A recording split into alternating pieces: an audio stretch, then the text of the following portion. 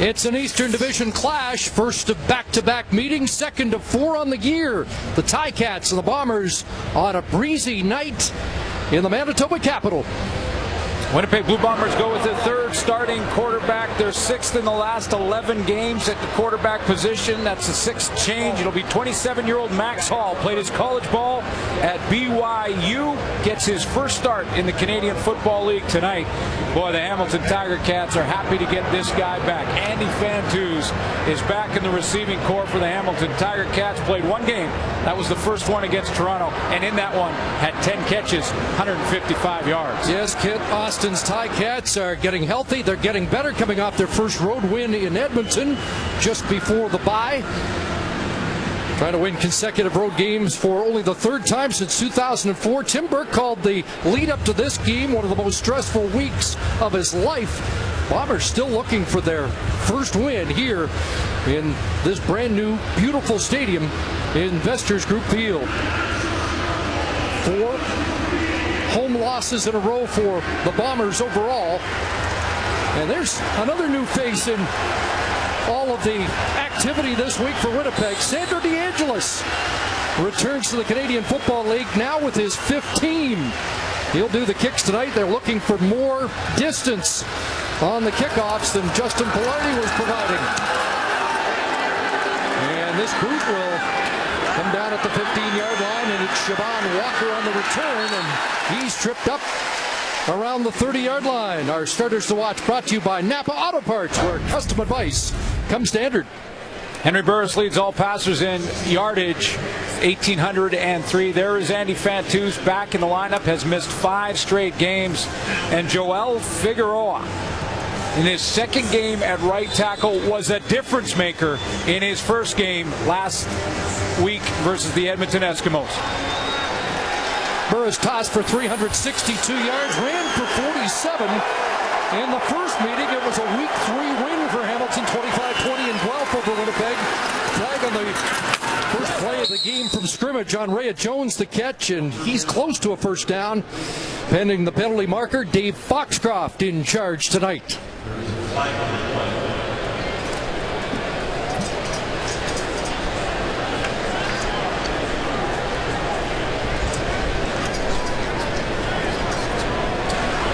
Looks like this is going against the Bombers.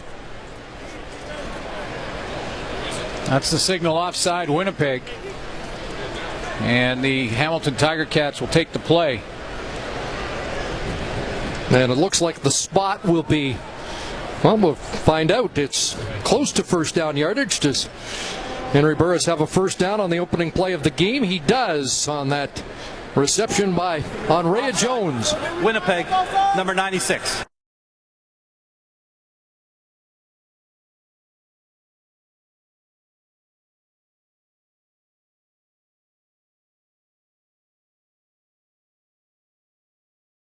Offside or not, he gets, which is as good as a sack. First down with C.J. Gable taking the direct snap, and Ian Wild stepping up from his will linebacker spot to make the quick tackle. Take a look at a few players that we want you to watch tonight. There's Alex Hall, who leads the league in sacks, as we mentioned. Javon Johnson was challenged by Tim Burke heading into last week's game against the BC Lions and played probably his best game of the season. Well, it was his best game of the season. Leads the secondary with 22 tackles. And Disha Dunn in his second game back from injury. Again, another one of those difference makers that the coach talks about. 2 for Gable. 2nd and 8, Hamilton. Burris running out of time, gets it away, and has a completion across midfield. Looked like Andy Fantuz. Oh, it wasn't Fantuz. Craig Ellingson with the catch. I'm going to say he's the guy who has filled in nicely when Fantuz has been out with injury for 5 weeks. They're in that stacked situation where they're all hitting the motion, hitting the line of scrimmage at the same time, and Greg Ellingson comes up, hooks it up, and comes back to the football nicely. Greg Ellingson 5th in the league in receiving. The Ticats with 3 in the top 12, even without Andy Fantuz. Play action fake, and wide open is Ellingson again. He first down grab down to the 31-yard line. Well, and this throw from Henry Burris really protects his receiver. And guys, receivers will love this because Burris knows this is a seam route with a high player for the Winnipeg Blue Bombers coming downhill to make the hit on Greg Ellingson. So he throws it nice and low so Ellingson can protect himself, go down, and also make the reception for another first down. Brandon Stewart with the hit, the 22-yard pickup. The bye came at a pretty good time for Ellingson, who played 10 games in the Arena League, and now Daniel Fever comes into the game. And he'll hand it off to Samuel Giguère, trying to get outside, strung out, and he'll be dropped for a loss back at the 35-yard line. This is the receiving core, though, that Kent Austin, he's getting close to that starting group he wanted to go with this season with Andy Fantus back in the lineup. There's his numbers from his only game this year. That was week 1 against the Toronto Argonauts, had 155 yards. And I talked to Kent Austin about that game. He said he was open enough that he could have had 255. So they are that excited about getting 83 back on the football field. Hamstring injury kept him out 5 games, a loss of 3, so 2nd and 13. Burris checks back in, here comes pressure, got it away, and stumbling on the play was Fantus, and the pass falls incomplete. Kochi Mwamba, the safety, is coming through the blitz right up the middle, and Burris read it, and so did Fantus, but it looked like he needs to get his game legs underneath him after missing 5 weeks, because he's the adjuster, has to go to the hole. There's no safety there, and he just kind of stumbles, and the ball falls incomplete. But it was the right read by both receiver and quarterback, just not executed. So Luka Kanji comes out, and he'll try from 41 yards out. He's 23 points away from 1,000 in his career. And Kanji will knock it through for the first points of the game as the Ticats register a field goal on their opening possession. It'll be Max Hall when we come back. Over 32,000 here. The Winnipeg fans keeping the faith and anxious to see what Max Hall, former Phoenix Cardinal, can do in his CFL debut.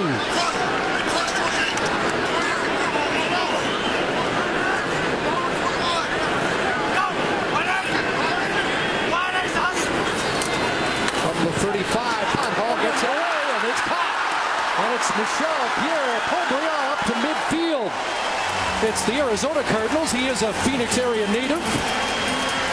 Yes, he is, and played 3 games for the Arizona Cardinals, and this is a good start. They get him chucking right out of the gate from the pocket, reads the defense well, hung in there, got it to Pompbriand out in the flat, wide open, and he took a hit to do it. So a good start for Max Hall in his first start in the Canadian Football League. Felt the offense was a little predictable. Well, that was unpredictable. Pompbriand with just his second catch of the year, now into the hands of Chad Simpson, and he barely gets back to the line of scrimmage. Played his college ball at BYU. Accomplished career there, 32 wins, most in BYU history for Max Hall.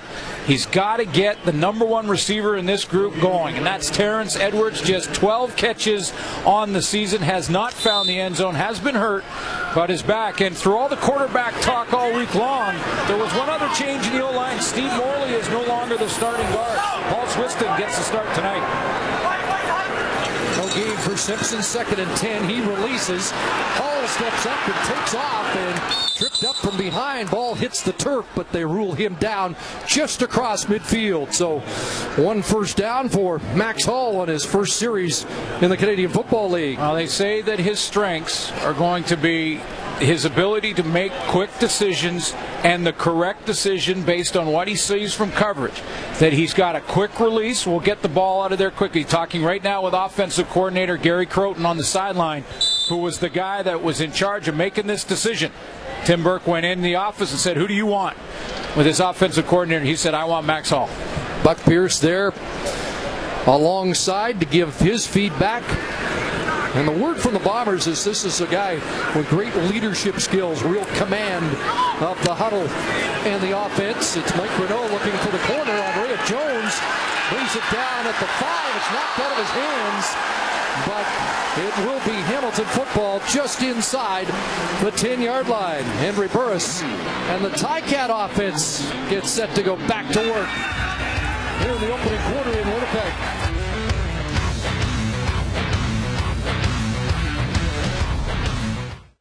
They have the wind at their back in this opening quarter in a swirling stadium, and Henry Burris will start at the Hamilton 9-yard line.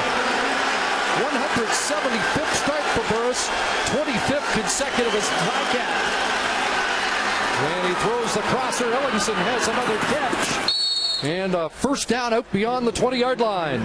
Take a look at Greg Ellingson. He's got the same sort of body shape and size of Andy Fantus. Very, very similar receivers, good possession guys, but it can also beat you in man-to-man defense. He's the underneath receiver on this play, but I think there's some big things on the horizon for the Hamilton offense with those two in tandem in the slot-back spot. And a couple of touchdowns in the game against Edmonton, 3 for 44. He's bettered that already tonight. Third catch, 49 yards in his opening quarter. And now into the hands of Fantus. As you mentioned, 10 catches, 155 yards in that game against the Argos. A 64-yarder and a touchdown for Fantus. And what level does he take this offense to? I asked him about how the hamstring felt. He said, just before the bye week for Hamilton, that it was a little too tight, that he couldn't have played, because you always ask about that extra week with a hamstring. He said he feels pretty good right now. He wants to see how it goes at the early on in this game. I'm not seeing any limping from him. Looks like he's getting off the ball nicely. Got 9, so second in the yard. Diedrich staying in the block. They'll throw it, and it's caught. Gable over the backfield. Devon Washington will help bring him down. Ball pops loose, and the Bombers are on it, but they're spotting the ball for Hamilton at the 38 of Winnipeg. 42-yard play on 2nd and 1 for C.J. Gable. Well, he comes out of the backfield here, Chris, and then he just layers himself down the middle, and watch Burris just put it out in front of him and let his running back go get it. You can see that layer right through the seam, and he's just going to throw it out in front of C.J. Gable and get that matchup he wanted with Gable on middle linebacker Henoch Mwamba. What a start for Burris. 6 for 7 out of the deep for 110 yards. Della Hunt in motion. And they throw it back this way to Walker. Siobhan Walker breaks the tackle and steps out near the first down stick once again. 10 yards for Walker. Both running backs involved in the passing game early. Clearly this is Kent Austin's plan against an aggressive Winnipeg defense. And when I say aggressive, not that they blitz a lot, but they'll bring 4-man pressure, and those 4 guys up front get up the field in a hurry. How can you counter that? Screen draws. Throw it in behind the D-line on those little dump passes to your running backs. Dan Lefebvre comes back in, had 9 plays in the game against Edmonton. He'll throw here. He's got Fantus. And Andy Fantus is inside the 20-yard line. Another 9-yard pickup for 83. And a great showcase of just what is Andy Fantus' strength, and that is to find that spot where he needs to be and present a target quickly. Sometimes if the defense drops further, Fantus will take another 3 or 4 steps. He had great awareness on the field. Big Mike Filer checks in as they go double tight ends on, we'll call it 2nd and 2. And Lefebvre remains in at quarterback.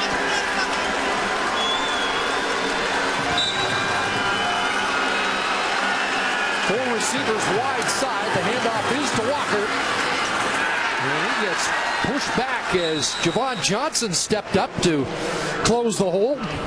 We'll see what forward progress is given. I think he got enough. And they are moving the chains. It is another Hamilton first down on a drive that started at the Ticat 9-yard line.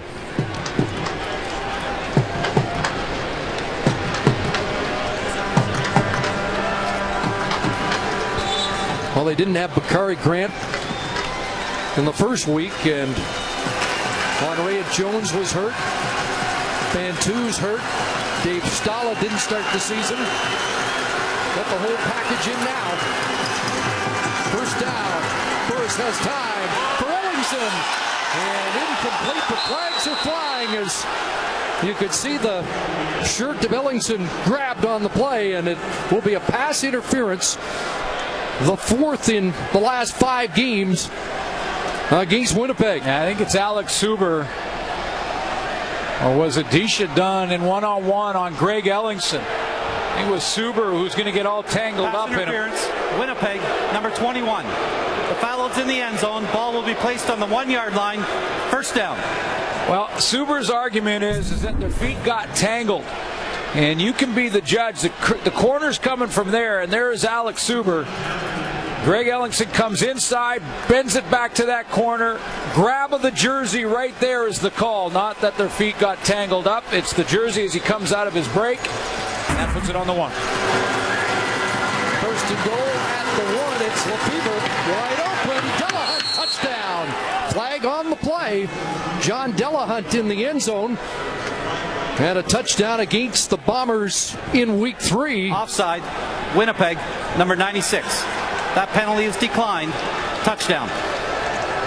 And the former Ottawa Sooner has his second CFL touchdown once again against Winnipeg. Well, done a nice job this year playing tight end when they go with a 3-back set. This time comes out of the backfield like a fullback and fools the Bomber defense.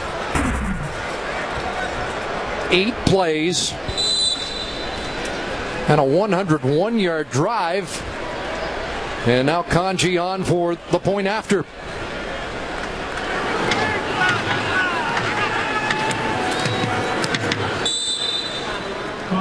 First career touchdown pass for Dan Lefebvre as he spots the fullback in the end zone.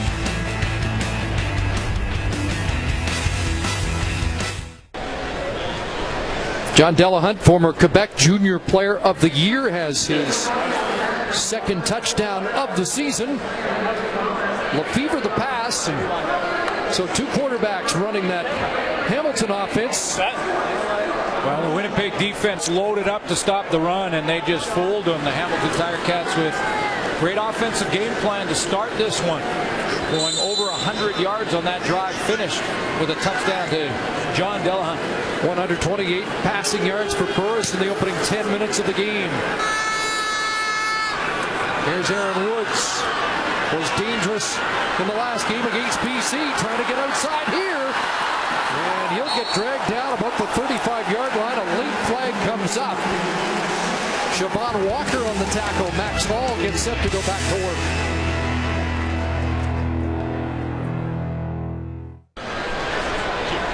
Max Hall will get good field position for his second possession. A horse collar tackle called on Siobhan Walker.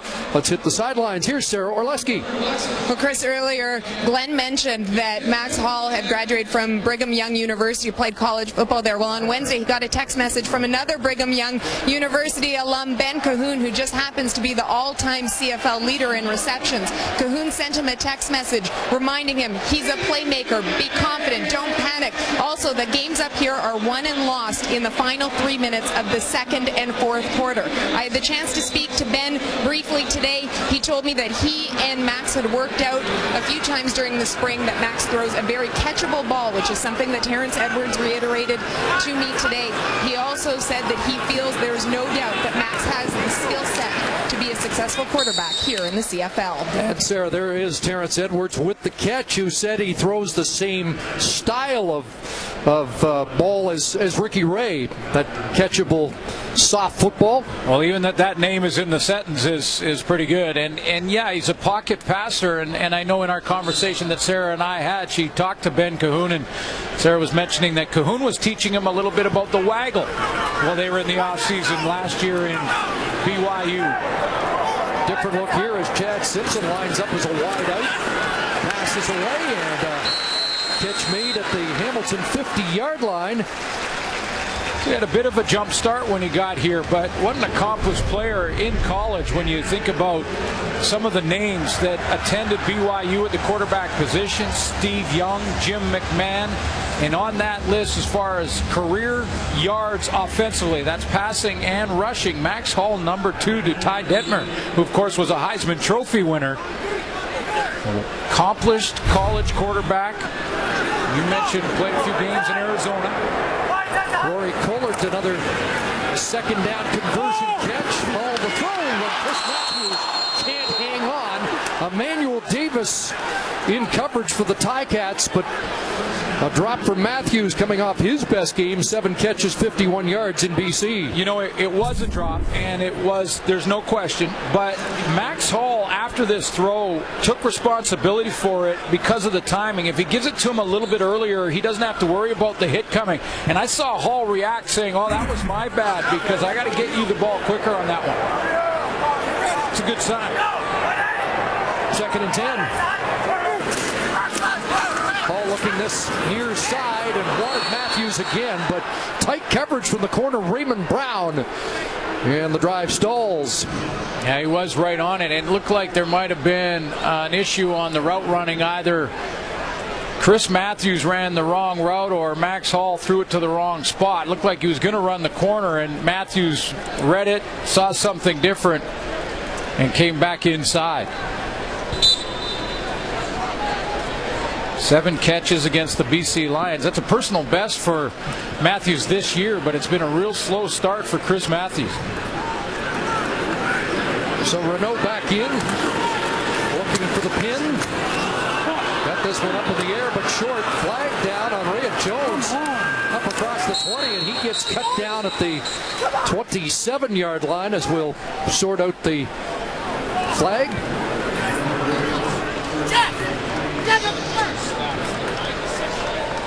Mike Renault had a 39.1-yard net in BC last week. Hamilton, number 99. 10-yard penalty.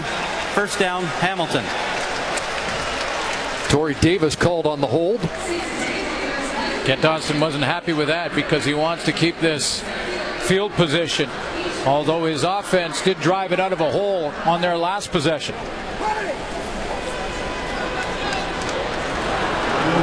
Wasn't a big punt.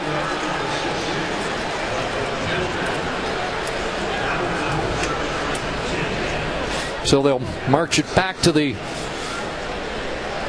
well, where are they going with it? Marching it back all the way down to the 12-yard line. So another long field for Ken Austin's team, but coming off that 101-yard touchdown drive. And wants to take full advantage with the wind at his back. So Renault bailed out there a little bit with the penalty.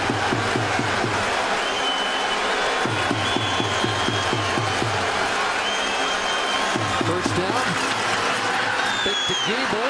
And Burris looking for Jaguar. And another flag comes down. Samuel Jaguar, who had the first possession touchdown in week 3 against the Bombers, got a 61-yard bomb from Henry Burris in that game. Now Brandon Stewart was in coverage. Pass interference, Winnipeg, number 8. Automatic first down. You know, the crowd hates this one as well, and they hated the one against Alex Suber, but take a look. There are the two principals here. You're going to see Jaguar run that post. He goes an outside move, comes inside. Now watch the jersey. Again, once you're even or beyond the defensive back, you can't grab and hang on for 3-4 steps like that. Now the question was it a catchable pass? It looked a little high over the top.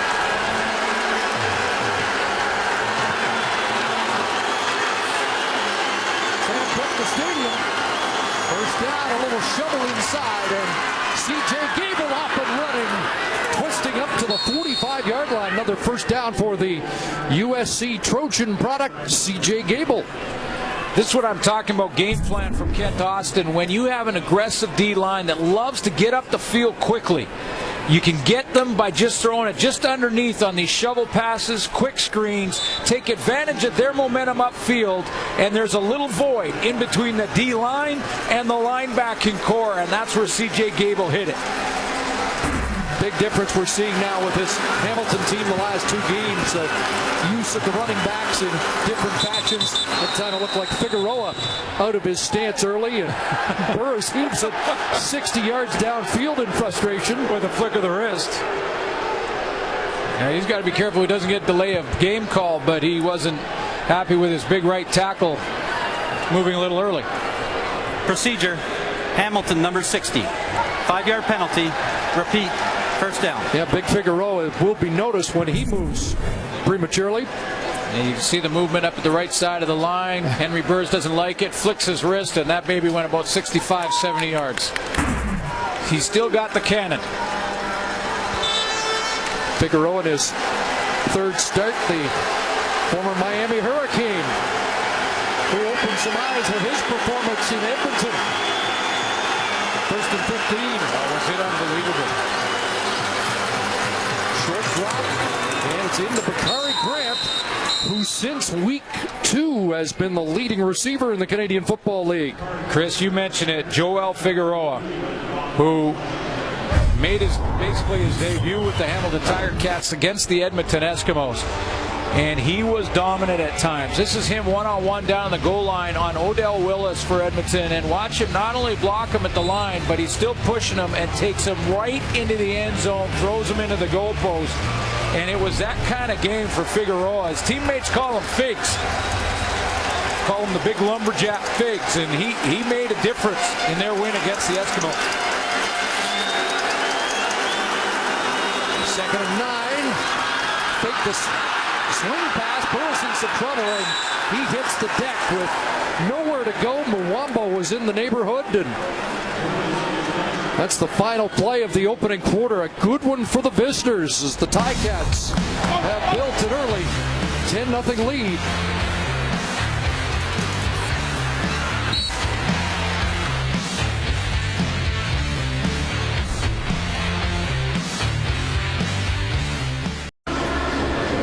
Check the first quarter numbers here in Winnipeg. An impressive offensive performance so far by the Ticats. Yeah, absolutely. Look at the quarterback passing. 10 for 11 for Henry Burris in the first quarter. And really, Max Hall hasn't had many opportunities when you look at time of possession. And you have to play well defensively when you have a young quarterback. There's no question. And Burris has put some long drives together. 7 different receivers already for the Ticats from both Henry Burris and Dan Lefevre. Well, this defense for the Bombers has got to step up and get some quick 2-and-outs to give Max Hall some more time in that pocket, more time with the offense so he can find some sort of comfort level. But if he's waiting in between each series every 5 or 6 minutes, it's going to be a long night. So they switch ends, and a flag down as Josh Bartell boots the football down to Aaron Woods, trying to get outside, and gets a block, turns the corner. There are flags though as Woods across midfield and still going. Darren Diedrich trying to track him down along with Gable, and Aaron Woods into the end zone, but will it stand? 2 flags on the field. It would be a 96-yard punt return touchdown.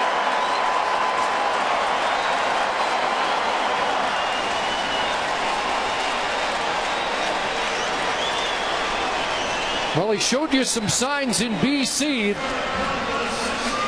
that he was capable of breaking one.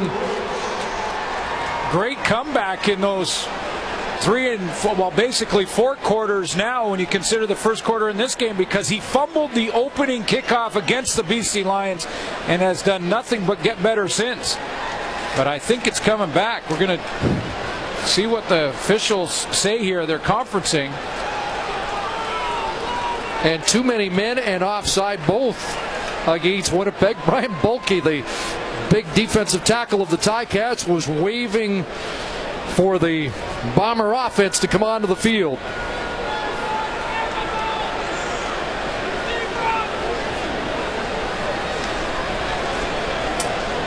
So Woods gives you a little preview of what he's capable of, but this one will not stay on the scoreboard.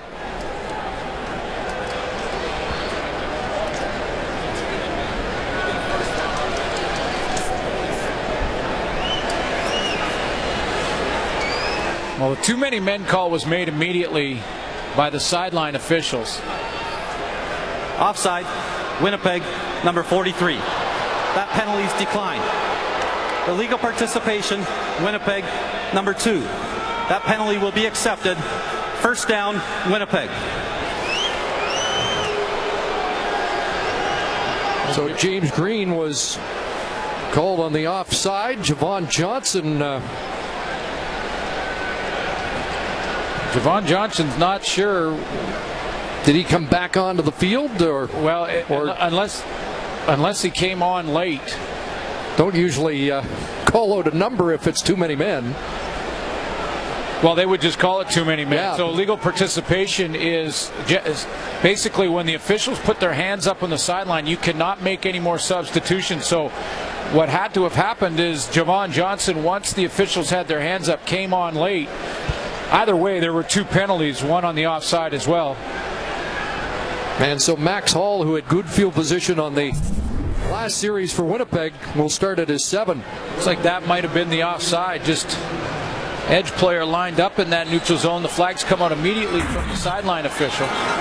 Boy, can you imagine if that was the call that took a 96-yard touchdown off the board. Chad Simpson with a cutback in. Not much against a fired-up Hamilton defense, and that front 4 looked good last week, or in the last game in Edmonton prior to the bye.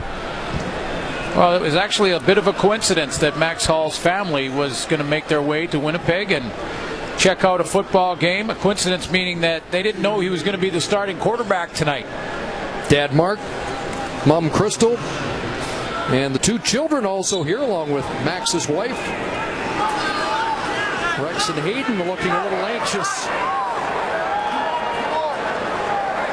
Another big part of the family story watching back in the U.S. as Hall looks downfield, got Terrence Edwards, and a big first down for the Bombers.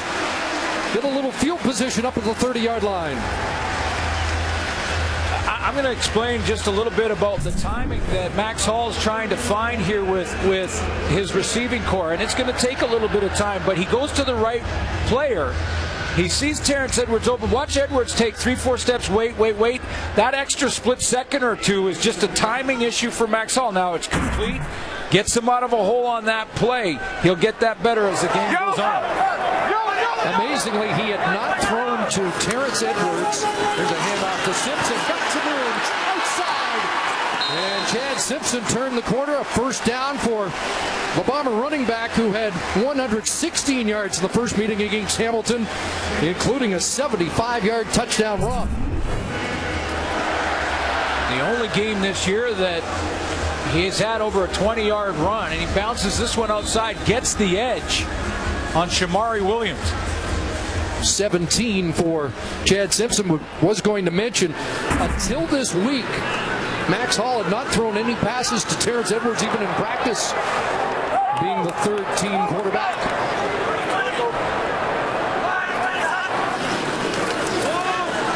Well, seam right there. Matthews catches that and close to another first down. And there's the timing coming already. You can see on that quick slant, timing perfect from Max Hall here as he comes down. He sees Chris Matthews on this slant, takes that step, 1-2, little play action, and then right inside between the 1 and the 3. That's the perfect timing on a quick slant route to Matthews. Guy they'd like to lean on. 81 catches last year for Chris Matthews.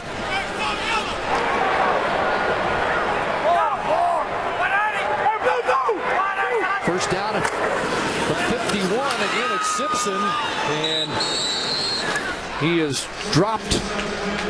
Tackle made by the newcomer, Simone Lawrence. Max Hall played a few games for the Arizona Cardinals, as you mentioned, Chris, and won his first start in Arizona and throwing his first touchdown pass to pretty well-known receiver down there in Larry Fitzgerald. Beat the defending Super Bowl champion New Orleans Saints in his first start, but lost to the Seahawks, 4 for 16 in that game. Were shaken up in that game. And then threw 2 interceptions for touchdowns in a loss against Tampa Bay. Second down, and that pass, Edwards goes goes up and brings it down for his quarterback. Shaken up on the play, though, but there's a veteran trying to help his new quarterback out, and Terrence Edwards been shaken up. Yeah, it looks like he landed a little awkwardly here, but again, that out pass and the timing better. Now the ball's a little bit high, so Terrence Edwards has to go up and get it, but this is a clutch catch for 82, and this is why off the top of the show we're saying get the football to this guy more often. He's the playmaker in this group along with Chris Matthews, and did he land on his elbow awkwardly there? Third catch of the game for Edwards, who did not play in the first meeting between these two. Well, the guy's money. If you can get him the football, your offense can get some things done. So the 9-year veteran gets helped up. We'll take a break and be right back.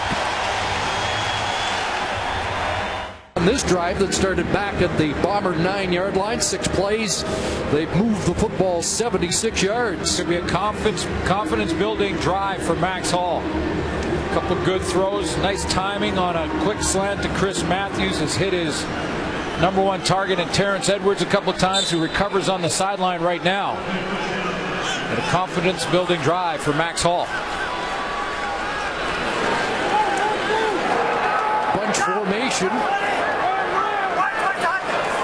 1st and 10, and it's Jan Simpson. And again, he is swarmed. Brian Bolke in the middle of that. Bolke and Torrey Davis inside that front four for Hamilton. That drive over 70 yards so far. Now he's got to convert it. Give his defense a little bit of a break and maybe some hope. 6 of 8 completion percentage up there. Now can he throw his first touchdown pass as he approaches the red zone here? No gain for Simpson, 2nd and 10. 2 backs. Pombriand releases. He is the intended target, can't make the catch. Rico Murray there in coverage, but a flag comes down. Late flag. And it was from one of the deep judges, which would indicate it's in the pass interference realm. A little bit of contact from Rico Murray on Pombriand going to the sideline. Pass interference. Hamilton, #0. That's a 10-yard penalty. 1st down. And as they move the football and the chains, Justin Goltz checks in. Well, that could be the Wildcat. See, watch how Pombriand gets outside. Now he's got some leverage there, but Max Hall wasn't ready to throw at that moment, so he had to buy some time. And they called the left arm from Rico Murray around the waist of Pombriand. So here is Justin Goltz in. And he'll follow the block of Simpson, cut inside, and Brandon Boudreau will ride him down at the 11-yard line. Well, he was the starter for the last 2 games, played pretty well in game 1 against Calgary, but lost to Bo Levi Mitchell, and then against the BC Lions, 2 great opponents, obviously, was in that to the final possession. Now, Buck Pierce has moved up the depth chart to #2 again, because over the last couple of weeks it was Goltz 1, Max Hall 2, and Pierce #3. But if Max Hall falters tonight, Tim Burke said that he will go with his gut feeling, but may go to a little Buck Pierce. 3 for Goltz, 2nd and 7. Hall back in. He's got some time, and he'll throw back in the end zone. Pobla can't make the catch. There is a flag down as Hall looks skyward on a missed opportunity. Well, he's upset because he had a couple of options there. 1, he has a wide open Pobla at the back of the end zone, and 2, he could have taken off and probably run for the 1st down when he first broke contain. See what this penalty is.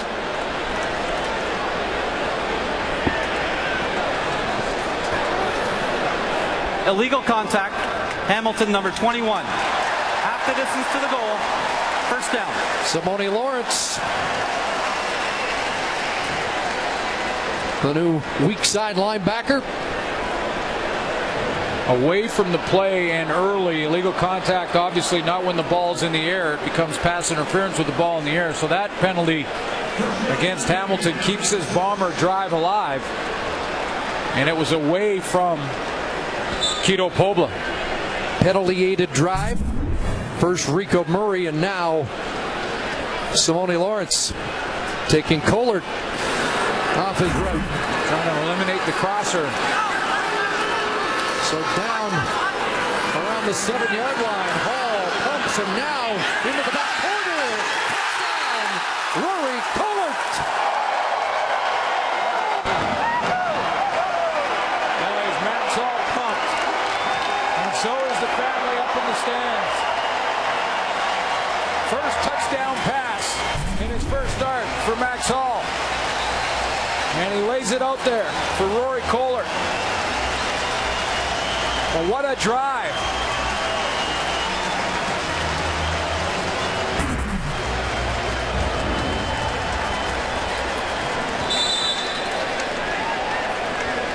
So missed the opportunity to Pobla, but makes up for it with that touchdown pass to Kohler. The extra point put through by Sandro DeAngelis. And the Ticats now lead by 3 on the first CFL touchdown pass by Max Hall.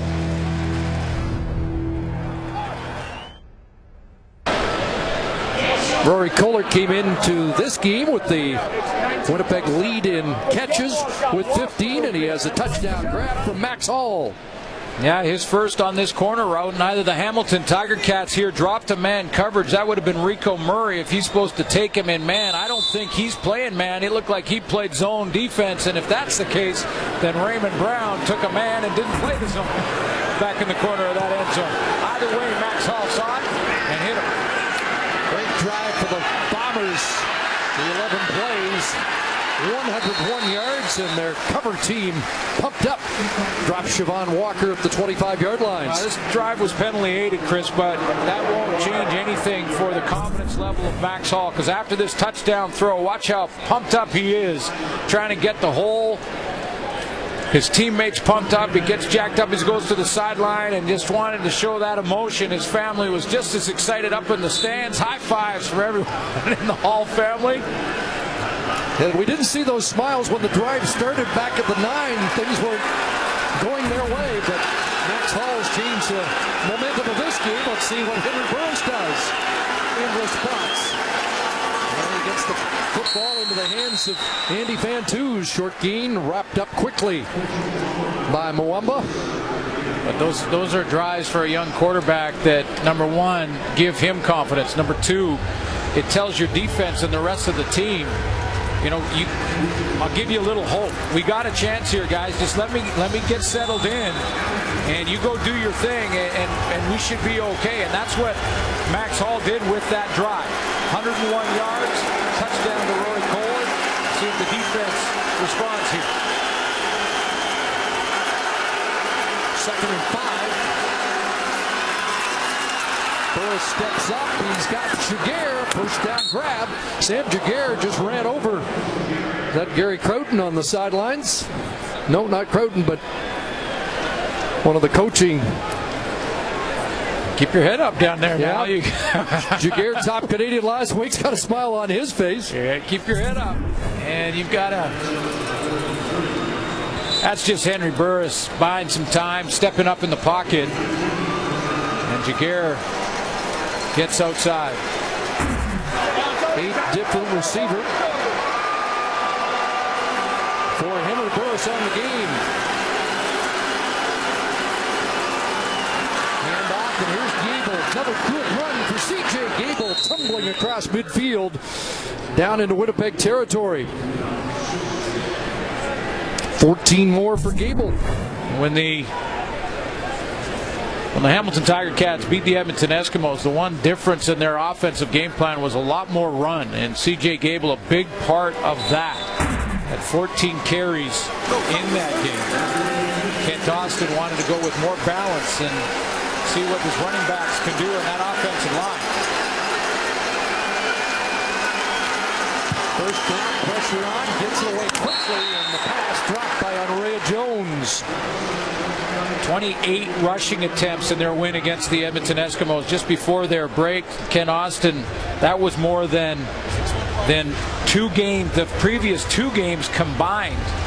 Well, averaging 13 rushes per game until that game against Edmonton. It is right there, the 28 rushing attempts, and it really was a difference maker for them. It allowed their offensive line to settle in and maybe attack a little bit more than having to pass block every play. And in fact, until this first half, the leading rusher on the Tiger Cats was Henry Burris. Giebel's taken over that distinction. Has some time. And the pass incomplete, intended for Jaguar over the middle. And Disha Dunn on the coverage. That's what I was going to say, Chris. Disha Dunn, when I talked to Tim Burke about how his defense responded, because they played pretty well against the BC Lions in their last game, that wasn't the reason they lost it. And the first guy he brings up every conversation I have with Tim Burke is Disha Dunn. Here's Bartel trying to pin Aaron Woods at the 11-yard line. And he finds some room and gets out to the 29-yard line. Well, we'll see what Max Hall can do after that last 101-yard touchdown drive.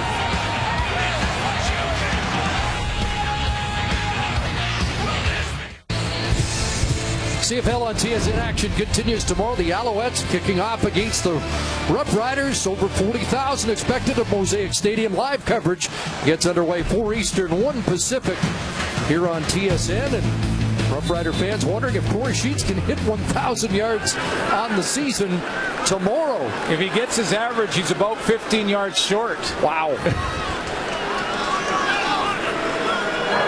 Well, Max Hall's got the Bombers back in this game, and they start at the Winnipeg 29.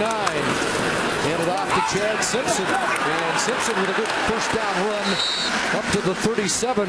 Brandon Boudreau with the tackle. Tim Burke told me that the strength for Max Hall is his decision-making and his quick release. And he showed us a little bit of that on that long 101-yard drive. Getting the ball out of the pocket quickly, making the read, going with the football where he wants to go in a hurry. The timing was there on the slant to Chris Matthews. And here's a touchdown throw where he stepped up and waited for a second. 7 of 9 on the drive. He's got to have a lot of confidence after that one. Drive was 6 minutes, 18 seconds long. 2nd and 2, and Simpson off the right side. And not much there. Bulky again shuts the door. Brian Bulky has been the most consistent of the defensive linemen for the Hamilton Tiger Cats up front. They've had a lot of changes due to injury up there. Maybe the most dominant will be Torrey Davis, but Bulky's going to make this a tough decision. I think that Tim Burke may just punt this football away. And the punt team does come on. 3rd and a little more than a yard. Yeah, about a yard and a half, really. And that's the first 2 and out for the Bombers on the night. It's a big play up front by Brian Bulky to stop some of those momentum. Young quarterback trying to get in a groove here.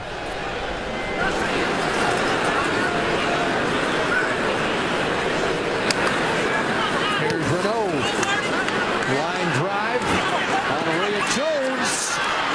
Up through the first wave and up to the 48-yard line. Pierre-Luc Labbé in on the tackle along with Anthony Woodson as we go back to the sidelines. Here again, Sarah Orleski.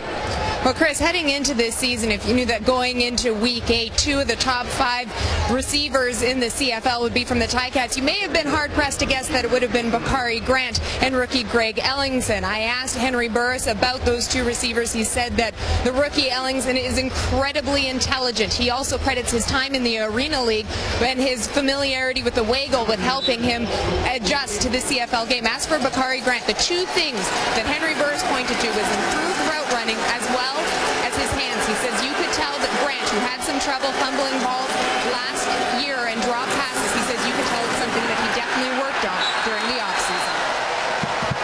Has he ever?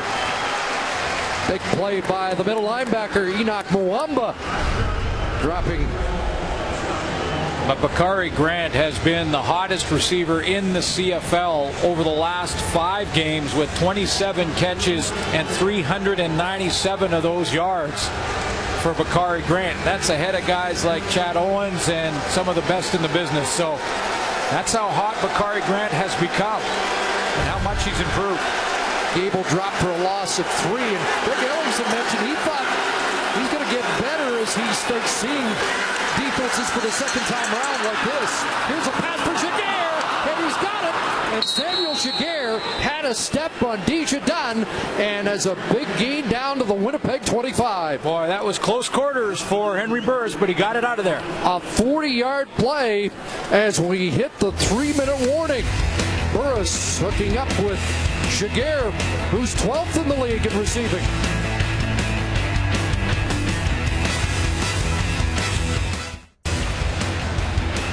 GMC Live at the half coming up at halftime. Paul Appelese of the coach's playbook will look at the production by the Hamilton running backs, and then the panel will dig in on 3rd down, or 3 downs on who should be the starting quarterback. Everybody's got an opinion on that here in Winnipeg. Yeah, you heard about that. It's a 40-yarder from Burris to Jaguar, who's second among Canadian receivers in the league. And now, looks for Ray Jones. Touchdown! Flag comes down, and let's see if this will stand. Ray Jones fought off the coverage.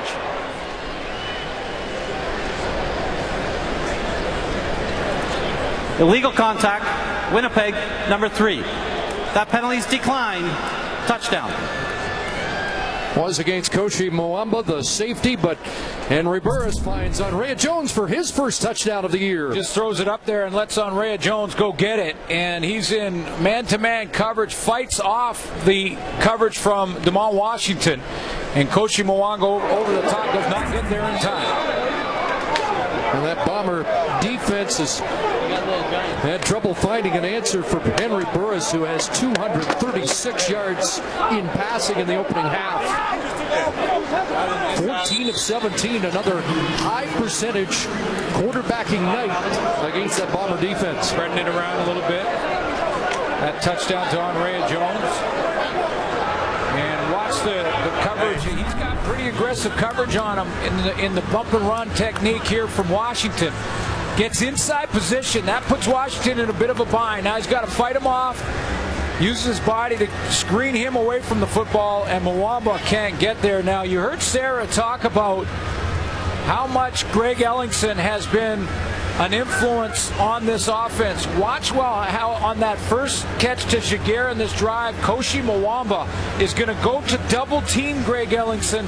This is why Ray Jones has a chance on that touchdown on the next play, because Jaguar makes that catch on a 2nd down, gets them another chance, they score on the next play. And that's the influence from Greg Ellingson. Sarah talked about how much he's stepped up as a rookie. They're double teaming number 82, and that's why Jaguar was open on that play. A lot of weapons now with everybody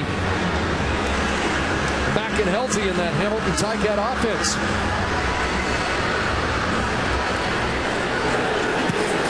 Kanji with the boot.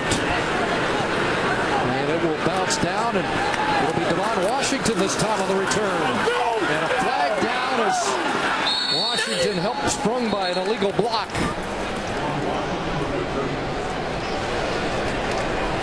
Quick turn of events here, though, for Max Hall, because he had things going, had a 101-yard drive and a 2nd and 2, and when Chad Simpson does not convert on 2nd and 2 there, they turn it over. Winnipeg, number 95, during the return. 10-yard penalty, 1st down. Give the ball back to Henry Burris, and a few plays later, Hamilton out to another 10-point lead. Jake Thomas with the hold on the return. Moves the ball back to the 17-yard line. Such an important game, too, for both these teams when you consider the Eastern Division. And 2nd place if the Hamilton Tiger Cats can win. Wide open, Terrence Edwards with the catch, and the 1st down up at the 35-yard line. So Edwards with 4 catches already in the game. That matches his season high. Let's watch Max Hall here, Chris, go through the progressions of his read here. He's going to take this shotgun snap, turn, he looks to the wide side, doesn't like it, inside to the next spot. That's the number 2 receiver, who is Terrence Edwards, and puts it right on. veteran, former Georgia Bulldog, who plays well against the Ticats. 6 touchdowns in his last 5 meetings against Hamilton. Simpson stays in for protection. The pass caught by Clarence Denmark, just short of the first down in front of Delvin Breaux on the corner. Short of the first down, but if Clarence Denmark doesn't come back to this football, Delvin Breaux might have that secondary's very first interception. They've only had 1 interception in the Hamilton defense all year long, and that was on a special teams play to Lindsay Lamar, a running back who got an interception on a fake punt. By Mike Renaud. Yeah, so no interceptions on the season. That ball thrown a little inside and late, but Breaux couldn't get there because Clarence Denmark came back. And Denmark still had enough forward progress to get the first down. So back-to-back completions to start the drive for Hall. Amazing when you think about it. No interceptions. Really is. 6 games for this defense. And the Bombers haven't had one since week 2. Oh, Shamari Williams across in a hurry. Well, they're real young back there. There's no question about that. I mean, the only veteran in the secondary for Hamilton is D. Webb. Hamilton, number 9. 5-yard penalty. Remains first down. But it's an area of concern for Kent Austin, who has challenged his defense to make plays. They have just 1 point off opponent turnovers all season.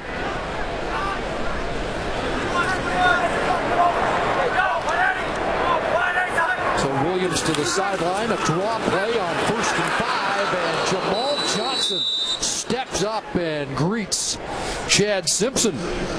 It has been a slow start for Jamal Johnson, but, you know, in fairness to Johnson, he is playing in a new position, and I talked to Ken Austin before the game about him. He says he's playing well, so not to be too concerned about his stats not being quite where they've been in the past. That'll come, and you could see the Jamal Johnson of old on that form tackle, stand him up, drive him back, right in the chest. Perfect. Right out of the textbook there. Quirky stat of the week. The 2 middle linebackers coming off 1-tackle games, both Jamal Johnson and Mwamba. And this time on 2nd and 3, they are able to pound for the first down, something they didn't do on 2nd and 2 in the previous series. That turned into a touchdown for Henry Burrs. So they learned their lesson, and Chad Simpson hits it up in there hard. Got that pad level low and hit it hard, and Gary Crowton's got his offense on the roll again, on a little bit of a roll here, and has lots of time to get some points out of this. So just over 1.5 minutes remaining. Have some problems with the chain here on the near sideline, and they might have to do some repair work.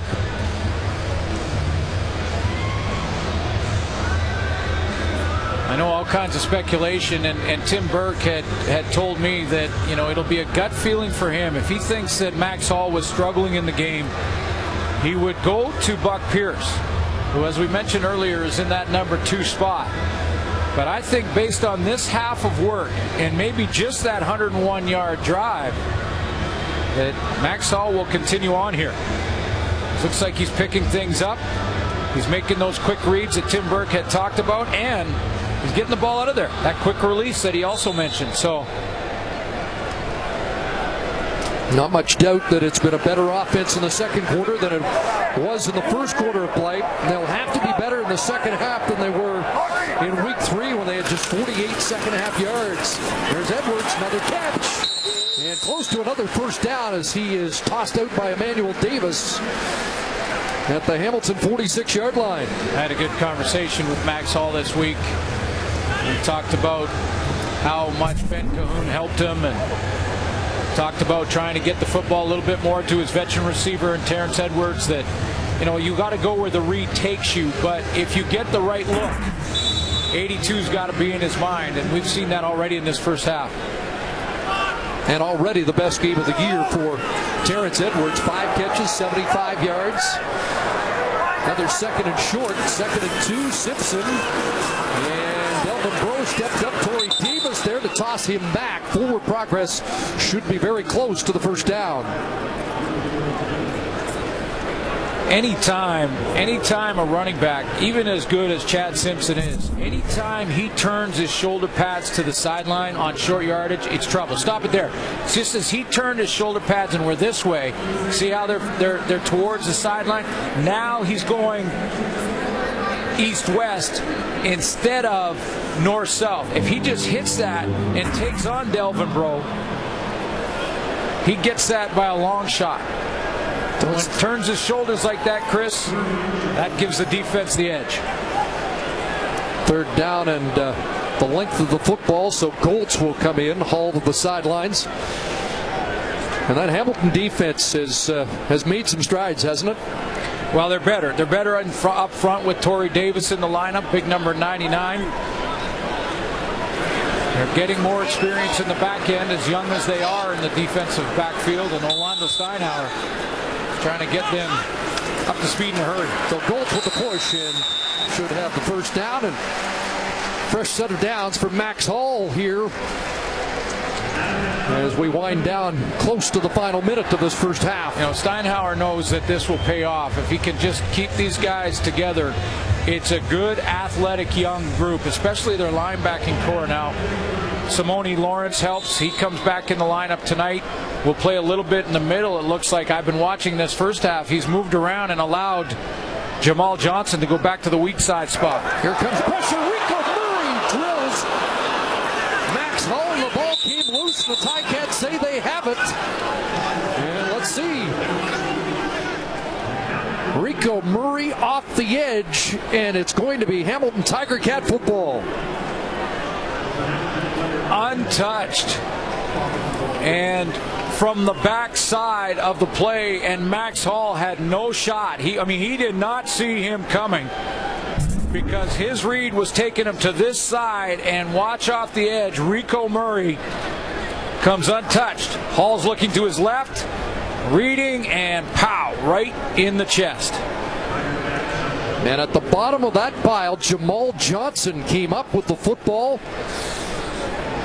And so the Ticat defense comes up with one of those takeaways Ken Austin's been talking about. Explosive plays. They've been missing it this year. It doesn't get much more explosive than that hit from Rico Murray.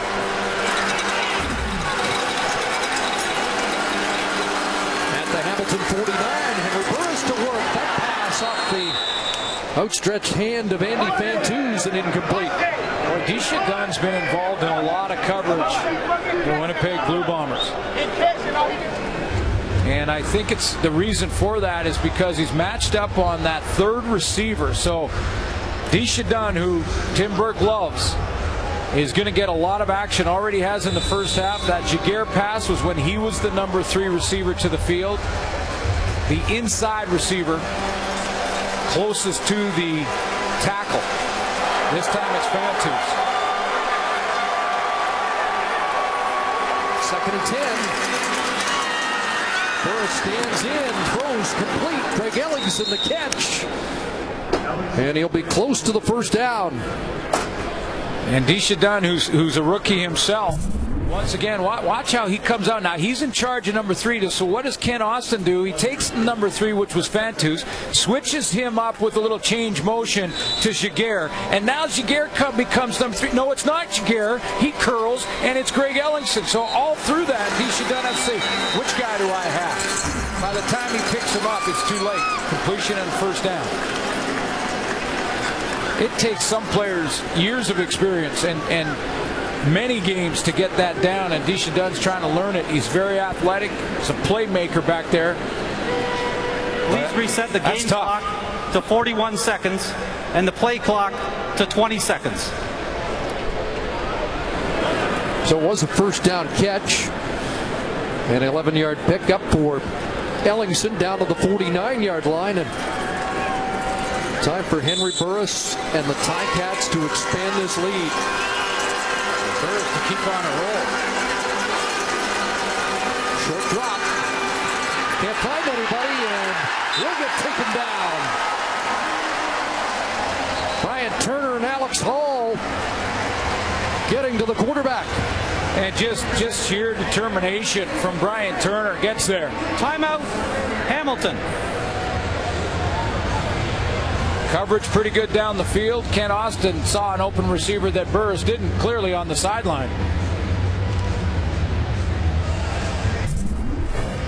But this is just determination from Bryant Turner. Watch, he gets up the field. Now he's got to go up and high. Now watch him keep up. He gets knocked down, gets up, comes back, keeps fighting, and he, along with Alex Hall, get there. Ticats use a timeout. 4th sack of the year for Bryant Turner. There were 13 sacks in the first meeting between these two clubs. 7 for Hamilton. It's the most sacks in a game in over 3 years. So far tonight, 3 sacks in this opening half. 2nd and 15. Burris preparing Grant the catch, and he'll get dragged down short of a first down by Alex Suber. He'll be out at the 44. And so, do you try a field goal of over 50 yards off the foot of Kanji, or are you deep enough in Winnipeg territory maybe to go for it on 3rd and about 3 or 4 yards? Well, coming in, Kanji was good on 5 of 5 in his last 2 games. It's been 100%, but they're going to kick it away. They're going to punt it. I gave Kent Austin 2 options. He takes the 3rd and even wiser option. He'll just boot the football away.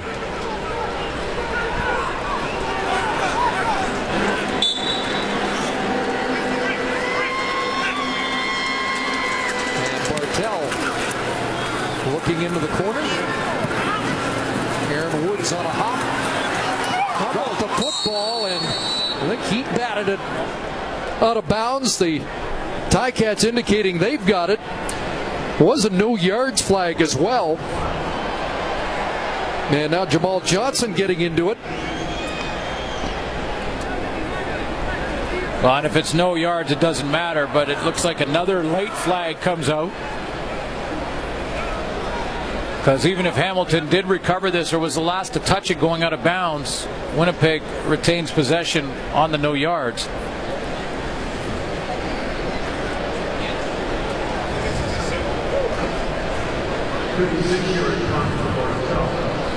I know he was looking to pin on the punt. I was a little surprised in that situation with 14 seconds left, just kick it in and look for another point, but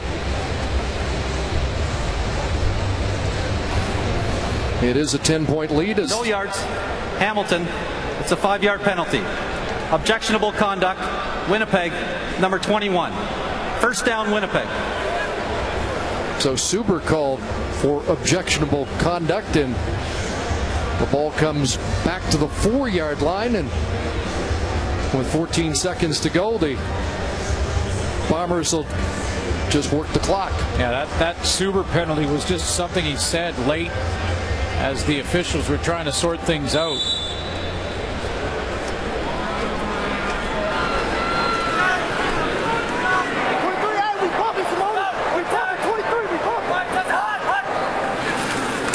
And off inside, and Chad Simpson works his way up beyond the 10-yard line. In time for one more play. Well, Max Hall didn't tear it up in this first half by any stretch, but he did put together that great 101-yard drive, a touchdown throw, Rory Collard. And he's got Terrence Edwards more involved in the offense, looks a little more comfortable every time he goes out there. That Rico Murray sack and forced fumble really stemming some momentum that Max Hall was building here in this first half. One more for Simpson straight ahead. He's got a first down run up near the 25-yard line on the final play of the opening half. It's a 10-point Tiger Cat lead.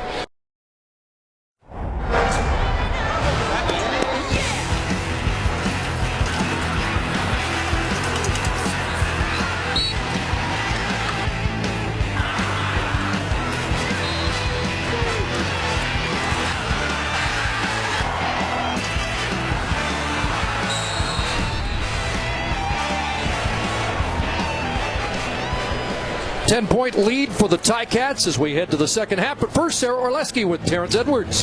Terrence, your thoughts on the job that Max Hall did in that first half? think he's done a great job. That was a great drive to put it at 7 points.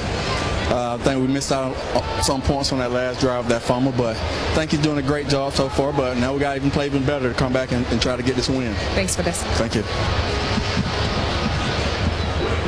5 catches, 75 yards. Max Hall went to Terrence Edwards in that first half. So already a season high for Terrence Edwards, and Max Hall will go right back to work as he confers on the sidelines with Gary Croton. The Bombers will get the ball first here in the third quarter. Kanji with the kickoff, and DeMond Washington back has a little trouble fielding it, and now is on his way. A flag down as Darren Diedrich was clipped. Believe Keto Pobla. And that will back it up for Max Hall, who has not had great field position for most of this game. No, that one drive that Terrence Edwards talked to Sarah about was a 101-yarder. Winnipeg, number 1. 10-yard penalty during the return. First down. That goes against Keto Pobla on the special teams, and the Winnipeg Blue Bombers, that's their 9th penalty of the game for now, 74 yards, and in the first half Hamilton had 7 for 56, so both teams on pace for double figures. And you heard Henry Burris at halftime say we've got to eliminate that because penalties are eliminating their chances. We got to eavesdrop last week, or the last game for Hamilton, and Kent Austin made that part of his post-game address. So the Pobla penalty puts the ball back at the 9, which is where they did start for their touchdown drive in the second quarter. All to work. And he'll throw to Simpson out of the backfield, and Chad Simpson is ushered out at the 16. Well, we told you Terrence Edwards had 5 for 75. Good first half for him, and his best first half of the 2013 campaign. There's Max Hall's numbers: 129 yards passing, has a touchdown, has not thrown the interception, and 12 carries for Chad Simpson in a half of football. Max Hall, the nephew of Danny White, Dallas Cowboy quarterback from 1976 to 88. Guns it over the middle, and Kohler can't make the catch. Incomplete. 2 and out to start. Delvin Breaux, the big corner for the Ticats, was in tight coverage. Yeah, their best cover man was right there in the hip pocket of Rory Kohler.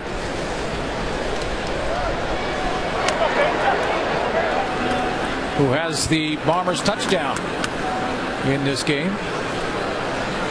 Back in week 3, the Bombers really struggled in the second half. 48 yards, 6 2-and-outs for the entire second half in Guelph. So an ominous start for them. Flag down here as Renault lets it go, and Andrea Jones will field it on a hop. Ian Wild down in a hurry to make the special team tackle. And let's sort out the flag. The Ticats would have the ball inside the Winnipeg 50-yard line pending this call.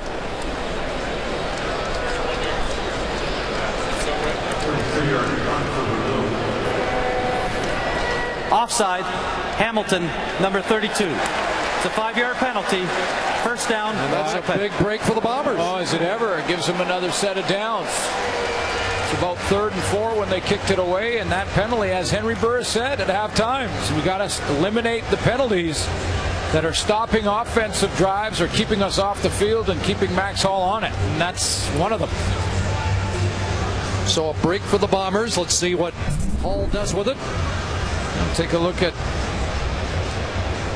there's one in here that looks pretty close on alignment as to whether or not one of those Ticats might have been in the neutral zone. Didn't see any early movement.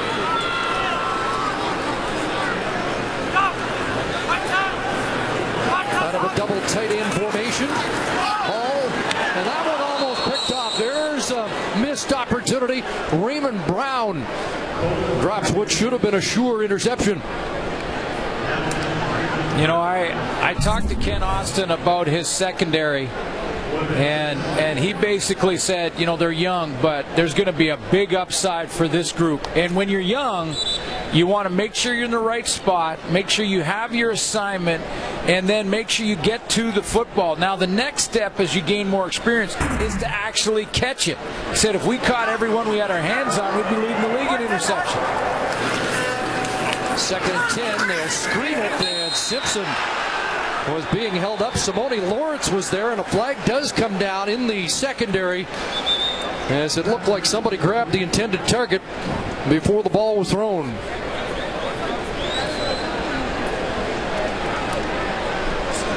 Looked like Simone Lawrence was in coverage on Chad Simpson. Pass interference. Hamilton, number 21. 10-yard penalty. First down.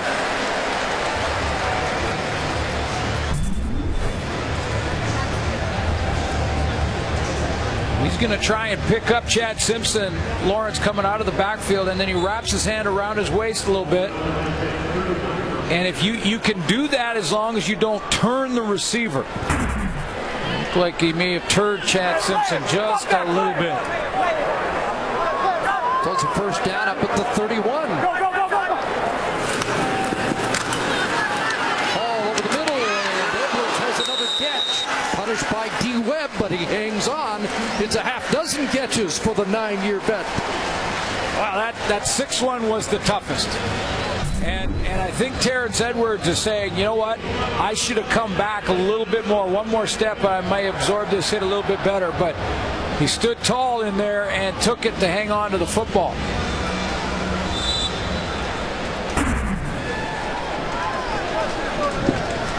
He's taken a couple of hits tonight. He was going through a long list of quarterbacks he's been catching passes from here. The only guy that can beat him in that department is Milt Stiegel. But for at least the last 4 years, he's had 3 or more quarterbacks throwing footballs in his direction. Well, when they were playing together, he was the little Milt, as he was trying to learn from the best of the best in Milt Stiegel and made some big catches. That's where he took a bad hit when he went down, and looked like he landed on his tailbone and his elbow there. And then 6 catches, the toughest being that last one when he took a big hit from D. Webb.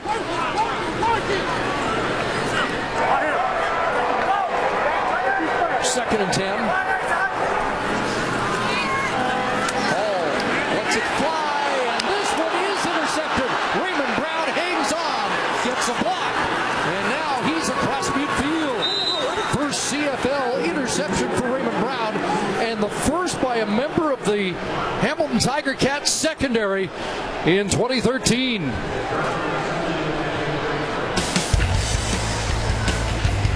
So Hall picked on the play by Brown. Ticat football when we come back.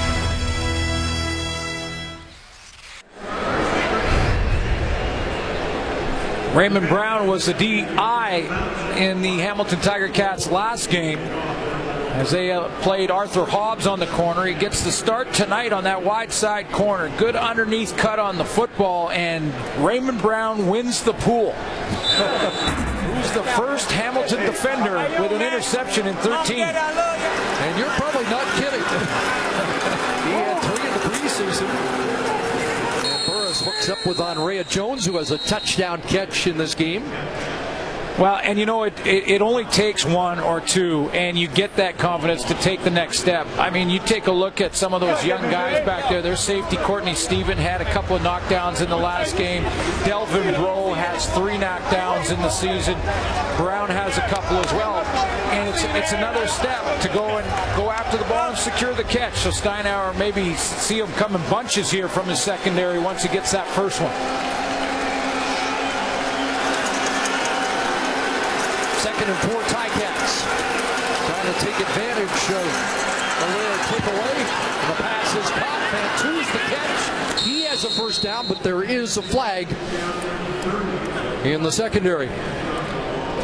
Boy, there's a lot of penalties tonight, and you know, a lot of them are the lazy penalties, Chris. And the ones where you're running with the receiver and you're just kind of grabbing his waist or pulling on a jersey a little too long, things like that. That are really just lazy penalties. Offensive pass interference. Hamilton, number 83. It's a 10-yard penalty. Repeat, 2nd down. Well, it's a push-off from Fantou's this time. This one's a push-off, and Andy Fantus is the inside receiver here. As he comes down, let's take a look as he's working on that matchup with Dunn again.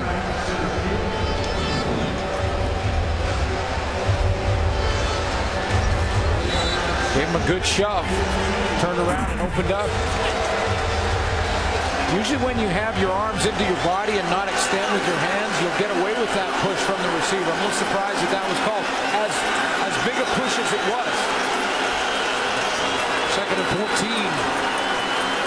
And Burris on a roll, throws to the sidelines, and Ellingson can't bring it in. I'll go back to that penalty again one time, Chris, because I had a good conversation with Tom Higgins about this very play here and how receivers will be allowed to do this if they keep their arm in and they push more with their forearm. And I think that's what Fantus does. Now, Dunn goes for a bit of a ride here, but he doesn't extend with his hands. And it's been explained to me that they will allow that with the receiver. This drive comes to an end because they didn't get any production on first down. Fantus is called. They get into a long situation. They got to kick the ball away. Ticats with only 11 third-quarter points all season. They've only scored in the third quarter in 3 of the first 6 games, and never more than 5 points. Aaron Woods fields it and is brought down at the 18-yard line.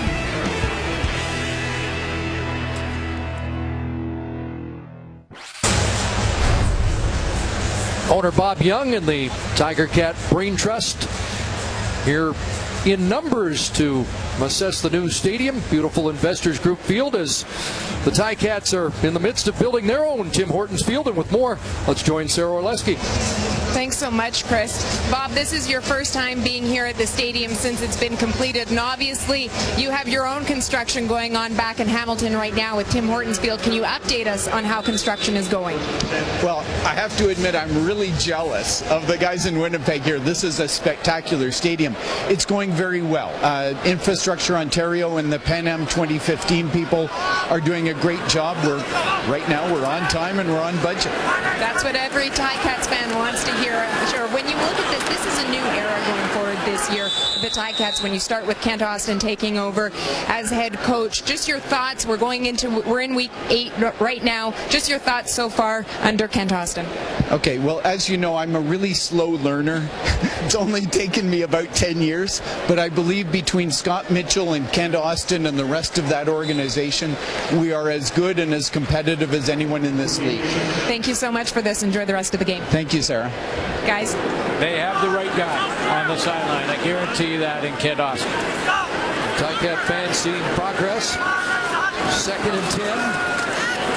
Ball throwing the out, and Allen almost intercepted. D. Webb with blanket coverage on Kohler. Yeah, you see how the momentum builds. You get that first one, and all of a sudden now DBs are jumping plays and they're getting more aggressive. Just to the left of your screen here is D. Webb, and he's going to jump this out very aggressively. Now, Max Hall doesn't have time to look at his second read because of the pressure in his face. But if not for the receiver becoming a defensive back in a hurry, D. Webb has the second interception of the night. There's the veteran in that secondary. D. Webb in his 4th year, 3 with the Ticats. And Renaud to boot it away. Jones fields it at the 45, and the cover team gets it done. Flag late on the play. Marty Marquette was downfield first.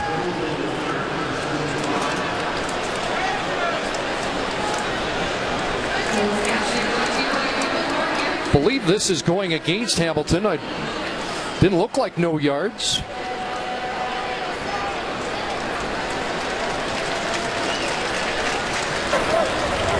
Illegal block, Hamilton, number 43.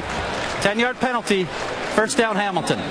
That's Neil King called, so they'll back up the Tiger Cats as Henry Burris gets set to try and expand this lead.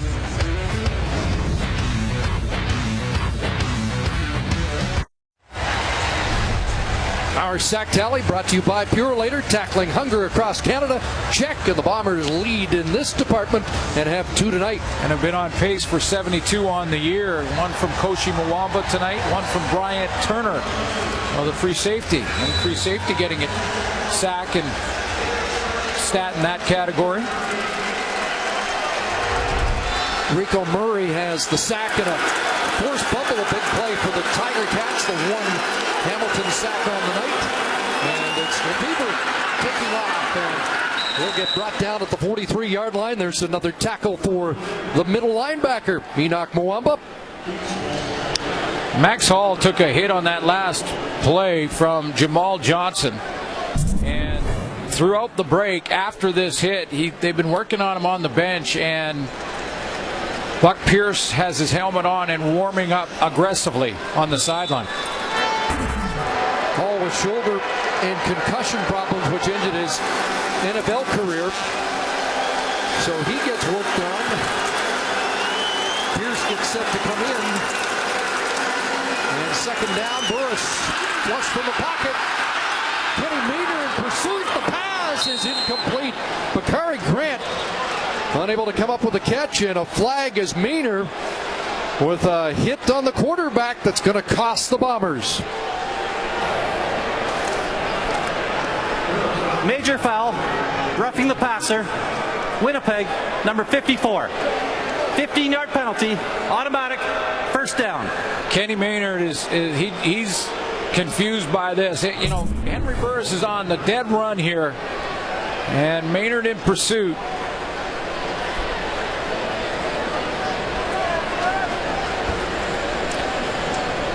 That would be under the zero tolerance category. Well, you're right. I mean, that's right down to the wire. Now, guys like Wally Buono in Vancouver will tell you, and I've heard him say it in rules committee meetings, that if you do that to the quarterback, there's a chance he can get injured as much as a big hit in the back that's laid or something like that. And that is right along that boundary.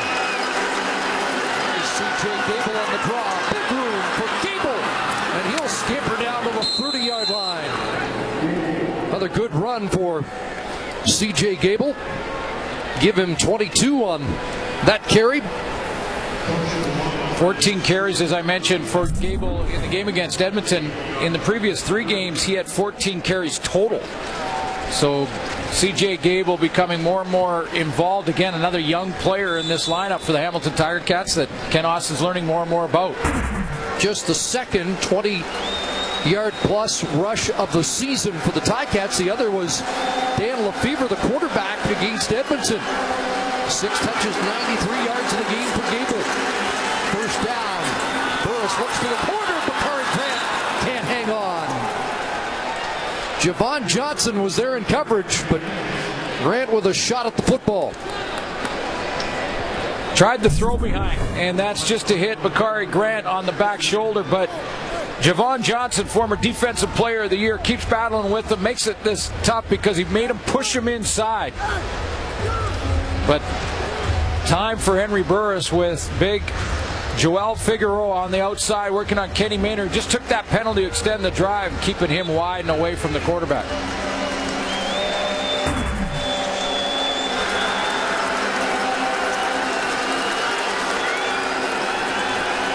So second and 10 just inside the Bomber 30, and here they come. Pressure on. Henry Burris throws it away, and it's incomplete. Koshi Mwamba, safety blitz. Alex Hall was breathing down the neck of the quarterback as well. Well, they're gonna come with Koshi Mwamba here, and they also bring Ian Wild, and now it's just too many for the offensive line and C.J. Gable to pick up. Gable comes across, he sees Wild flashing in his face, so he's got to step there. He's the closest guy, and that leaves Koshi Mwamba free. Has 1 sack tonight. That's a pressure. So Kanji on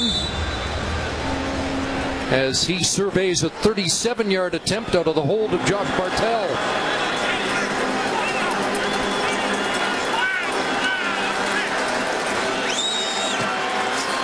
And he has pulled that wide.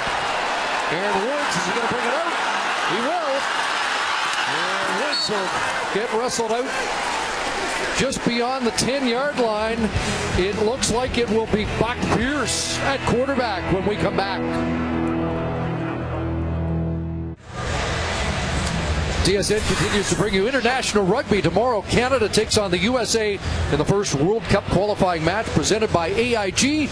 Live coverage begins 6:30 Eastern, 3:30 Pacific on TSN2. A beautiful night in Winnipeg, and we add a little bit more to the quarterback controversy. Max Hall, helmet on. We did see the hit, but we also saw a head shake as he looks on from the sidelines, and Buck Pierce tries to kickstart the offense.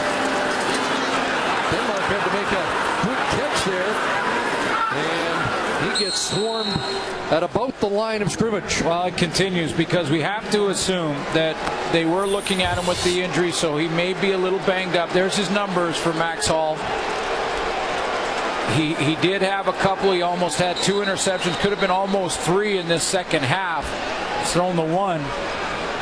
But you saw him shake his head on the sideline with his helmet on. Looked like he was ready to come back on the field. And Tim Burke has made the decision to go with Buck Pierce. 2 for 6 in the second half with the interception. And now he is holding his chest a little bit and saying maybe he is a little banged up. We always have to assume. I mean, he was being attended to by the training staff.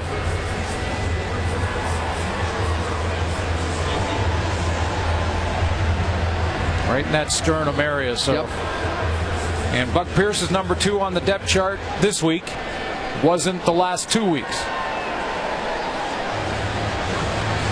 So maybe the head shake was just a little bit of frustration on a chance, and it's getting cut short here. Yeah. And how about the position that Buck Pierce has been put in over the last 3 or 4 weeks?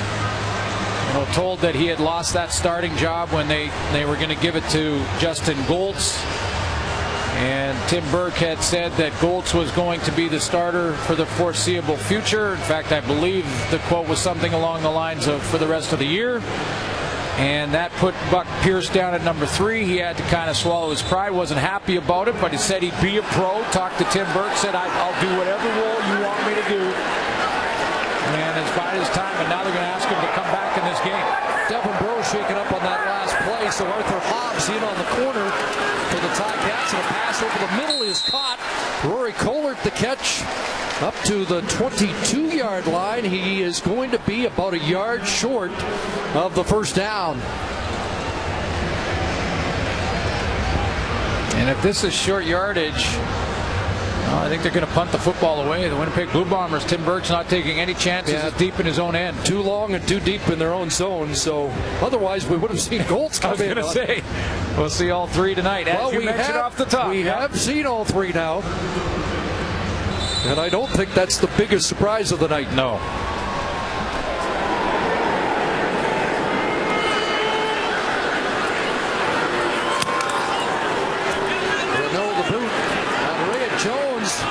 Short hop that, and there's Marquette down in a hurry once again to make the special team tackle. Tim Burke telling us he might be as fast as anybody in the Canadian Football League.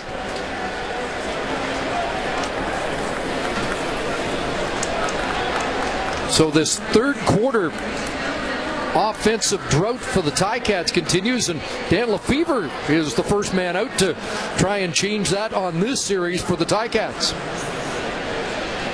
Andy Fantus has been quiet in this third quarter. Had that one interference call, questionable one on the push-off. Wonder if he's taking some time to get that game shape back, get game wins. Big to Walker, the zone read. This is why Lefevre's in, and he is scrambling all the way down to the Winnipeg 30-yard line. So there's the third 20-yard plus rush of the season for the Ticats. It's a 30-yarder, the longest of the season, courtesy of Dan Lefevre. Well, this is just the perfect read, and this is how you run this play by Dan Lefevre. He spies the end, and that end was Alex Hall, who went straight to the tailback. And as soon as he went to the tailback, Lefevre pulled it and took off around the edge. No one there in secondary contained for a big, big gain. Lefevre and Vince Young, the only college quarterbacks over 3,000 yards passing and 1,000 yards rushing in a single season. Over 3,000. Or check that, over 2,500 rushing yards in his college career and 12,000 passing yards as he goes off after that incompletion. And Max Hall trying to loosen up. Looks like Gary Croton wants confirmation he's ready to go again. It has been interesting. 2nd and 10, Burris. Into the game. Steps up, fires, wants Ellingson. Tight coverage. It's too tight. The flag flies.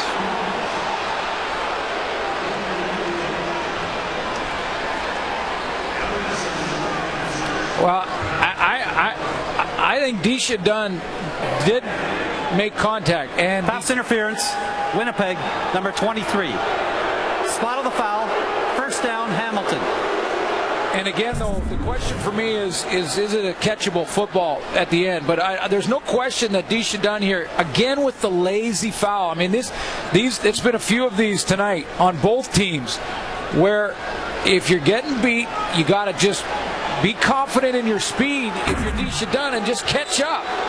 And then look back to the ball. When you grab and get lazy with the jersey and the jersey pulls away from the body, that flag will come out every time. 12th penalty against the Bombers, 103 yards. The only break they get is it's a point of the foul, which was just inside the 15, not down by the goal line, and a pass for Grant that turns around the intended target. Incomplete. And just a placement issue for Burris on that one because he had wide open there, Bakari Grant. So Burris, who had the hot hand in the first half, has cooled down here in the third quarter as well. For almost all of the quarterbacks in CFL history, except maybe one, that throw is a difficult one to make on the corner. There is one that is really good at it, and we'll see him on Sunday. Yes, we will. And the hot Toronto Argonauts, who the Ticats are trying to close in on. Shovel pass, but the play is not going to get off. Some early movement down the line, and we'll find out if Winnipeg was offside or drawn. Henry Burris 2 for 7 here in the third quarter. Offside, Winnipeg, number 96. It's a 5-yard penalty. Remains first down. Alex Hall. Couple of the Second down. Couple of major adjustments that Winnipeg has made. They've sent a little more pressure. See Koshi Mwamba on a couple of blitzes from the safety spot. And that one of the reasons I'm sure that Henry Burris has not quite got any traction in this third quarter. But penalties are giving the Hamilton Tiger Cats all these second chances.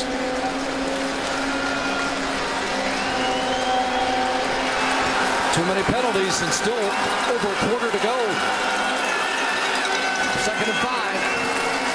Burris throwing to the far side. It's caught. And will be close to a first down.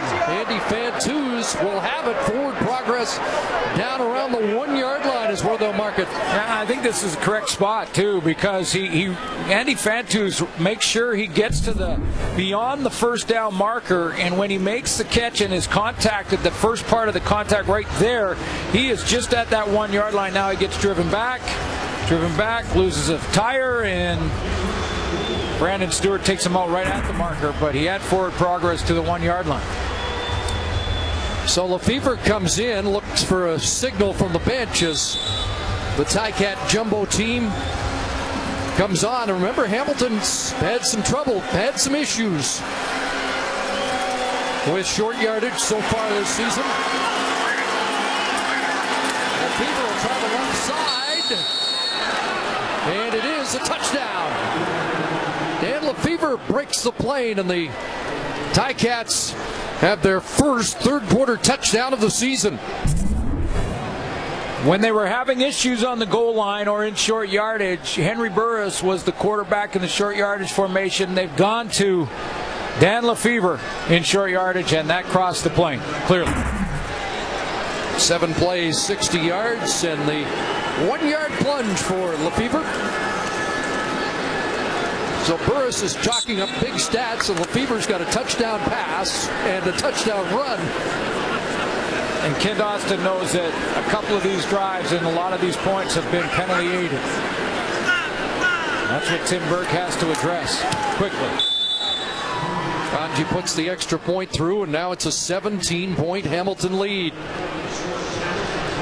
Now, they're little things, right? You know, a little push by Kenny Maynard, little grab by Disha Dunn, but those are just lack of discipline, and Tim Burke's got to get that squared away, because he's over 100 yards in penalty yards right now. That touchdown, basically, Kenny Maynard doesn't make that little push, the Hamilton offense is off the field. That extends the drive, and then one down in the end zone on the grab by Disha Dunn, and they're down in the scoring zone and punch it in. So Maynard still doing a slow burn about the call. But again, you know, I mean, the question you asked, I know Bomber fans are going, come on, that was a little push on Henry Burris. You know, is it worth a penalty flag? And, you know, you make an argument, but the point is that he didn't have to do it. Burris had thrown it. Just pull up on the play, and your punt return team is on the field just like that. So, you know, I mean, you could say they're close calls all you want, but there's been some lazy penalties out here tonight, and the players are the ones that have to take responsibility for that. Aaron Woods had one called back. Ran into his own blocker and still kicks it outside. And this guy's getting some fans. Aaron Woods up near midfield, up to the 54-yard line. And Max Hall will return to the offensive huddle for the Bombers. Well, they must have just given Max Hall a chance to just recruit from the hit, and now he gets the chance to get back out there. Second straight year that the Bombers start 1-5 and then entertain the Ticats. Last year in the 7th game of the season, they beat the Ticats here in Winnipeg 32-25 for their second victory. Chad Simpson pushes the pile down to the Ticat 50, but they're going to have to mount a big comeback here tonight to make history repeat. And start getting in and out of the huddle a little bit quicker. And this is where Max Hall, I wouldn't be surprised at all, even early in the fourth, to see him go into some hurry up if he has enough of a control and grasp on the offense at this point. So Hall to the sidelines, Goltz on second and short. We'll check into the game. All three guys better be ready on the sideline. For a lot of different reasons. Second and 3. And Goltz far side, and Brandon Boudreau is waiting for him. A big stuff from Boudreau. And the fans not happy with that. We're through 45 minutes of action here at Investors Group Field. And the Ticats adding to their lead after 3 quarters.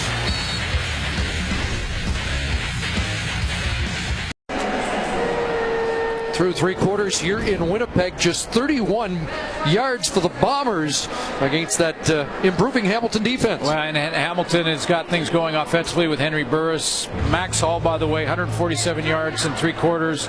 He's completing just over 66% of his passes in that third quarter. Had the one interception, almost 3, though, because D-Webb had a shot and Raymond Brown had one right in his hands that he dropped. So you're seeing a young quarterback being consistent. They're trying to avoid a quarterback carousel, but you can't help but wonder. I mean, we did see Buck Pierce for one unsuccessful series. They were in the game into the midway part of the fourth quarter against BC. We didn't see Buck Pierce. Do you stick with Hall here? Well, that's the question Bomber fans been asking now for 3 weeks. Renault was looking for the pin, got an unlucky bounce, although the fans give the Bronx cheers. They'll settle for a rouge.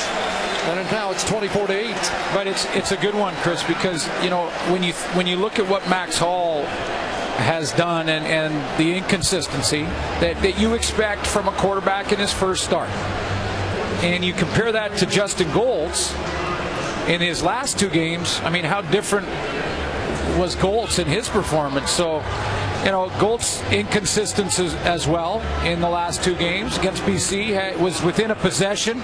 He was within a possession against the Lions late in the 4th quarter, so they had a chance to win that game. But his numbers, about what you expect from a young guy, and Max Hall is right around the same. So who does that leave? It leaves the veteran. Is he going to throw that away with Maynard and Bryant Turner surrounding him? Wise maneuver by the veteran quarterback. So it basically leaves Tim Burke with Buck Pierce as the guy who, again, the thing that is often said is, which guy gives you the best chance to win the game? Now, they want to take a look at Max Hall. I understand that, and we talked about his pedigree. We talked about BYU. But when you're talking about just winning games with a East Division that is wide open right now as far as second place goes, who's your best option? Big 4-point game of the Ticats in control. Flag comes down to Fantus. Couldn't fight that one off. This is going to be a holding call anyway against Hamilton. And because of the incompletion, likely to be declined. But whatever Tim Burke decides. Holding Hamilton, number 66. That penalty's declined. 3rd down. Whatever Burke decides, Chris, I think when you look at guys like John Huffnagel handling quarterbacks in Calgary, a guy who played the position. You look at Wally Buono, who's just had such a great reputation of building young quarterbacks when he had the 3 in Calgary with Dickinson and Burris and Jeff Garcia. I mean, sooner or later, you've got to give the reins to one of these guys and let them live and die. Live and die with them. You make the point. Tim Burke has to decide, and yet he has deferred on the decision to his offensive coordinator, which is another interesting layer of the discussion. Woods on the return, and he'll get bumped out at the 38-yard line. Max Hall still at the controls. Bombers need to mount a comeback in the 4th quarter. 4th quarter, Max Hall back in. Better field position than he has seen for most of the night as the Bombers start at their own 39-yard line. At some point, they've got to decide who's going to lead this team. Longest play tonight for the Bombers from scrimmage, 22 yards, twice to Terrence Edwards, but no recognized big plays. Maybe one here. Terrence Edwards inside the 45-yard line, and they didn't rule him down. He's still going. Well, we may get a challenge on the spot, but the biggest play of the night. Max Hall and Terrence Edwards over 100 yards. And this one will be marked down at the 11. It's a 60-yard play. Oh, he beat the jam by Emmanuel Davis, bounced outside, got him behind. Now, does he ever touch anywhere? No. Can get up and run, and there was no whistle. No part of his body. His hand is allowed to go down and touch the ground there for balance. He lands on Davis, turns around, has not touched the ground, and can get up and run. So 7 catches, 146 yards. He had a 191-yard game against the Ticats last year. In the end zone, incomplete. Looking for Clarence Denmark, and Arthur Hobbs now in the corner for Delvin Breaux was in coverage. And Delvin Breaux banged up, and it looked like Clarence Denmark tried to make an inside move at the end of that. And Max Hall was throwing a fade route trying to get it to the outside. So Hall looks to Croton for the next call. 2nd and 10 from the 11.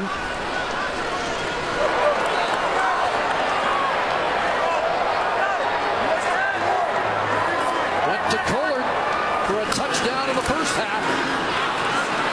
Bulkey in pursuit. He has to throw it away. Brian Bulkey was closing quickly.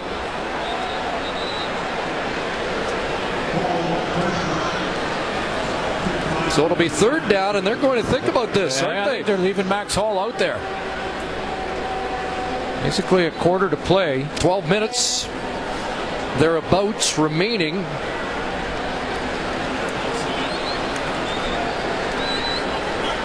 And now he has changed elected. his mind. Yeah. I think you got to take the points, don't you? Winnipeg, number 88. That penalty's declined. Third down. Jade Etienne was offside anyway. In any normal circumstance, you take the points here. But this Bomber team over the last 2-3 weeks has been anything but normal. So it wouldn't have surprised me at all if they wanted to try and take a shot and then grab some momentum off the big play from Terrence Edwards. But this is, you know. So Sandro DeAngelis wants the Ticats. Looking for his first field goal as a Bomber and throws that through from 18 yards out. As it's now 24-11 and Andy Fantuz and the Ticats get set to go back to work.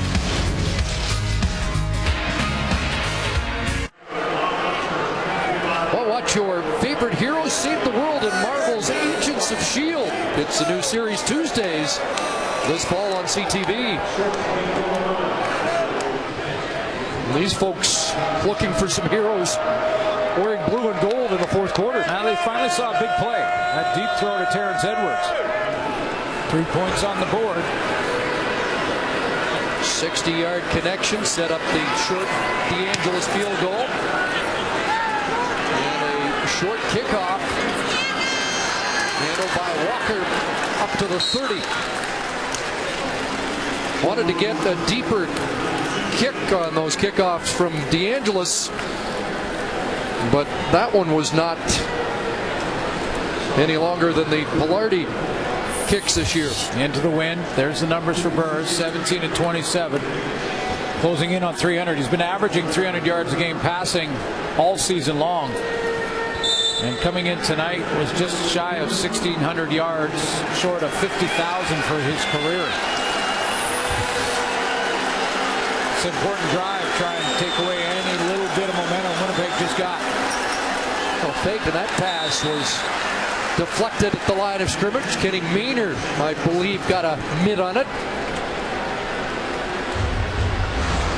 Ticats were 2-0 on their last series. The first time tonight, they only had one 2-0 in Edmonton. So it's a team that has consistently moved the ball between the 20s most of the year. And the fans here try and stoke this defense to come up with another 2-0.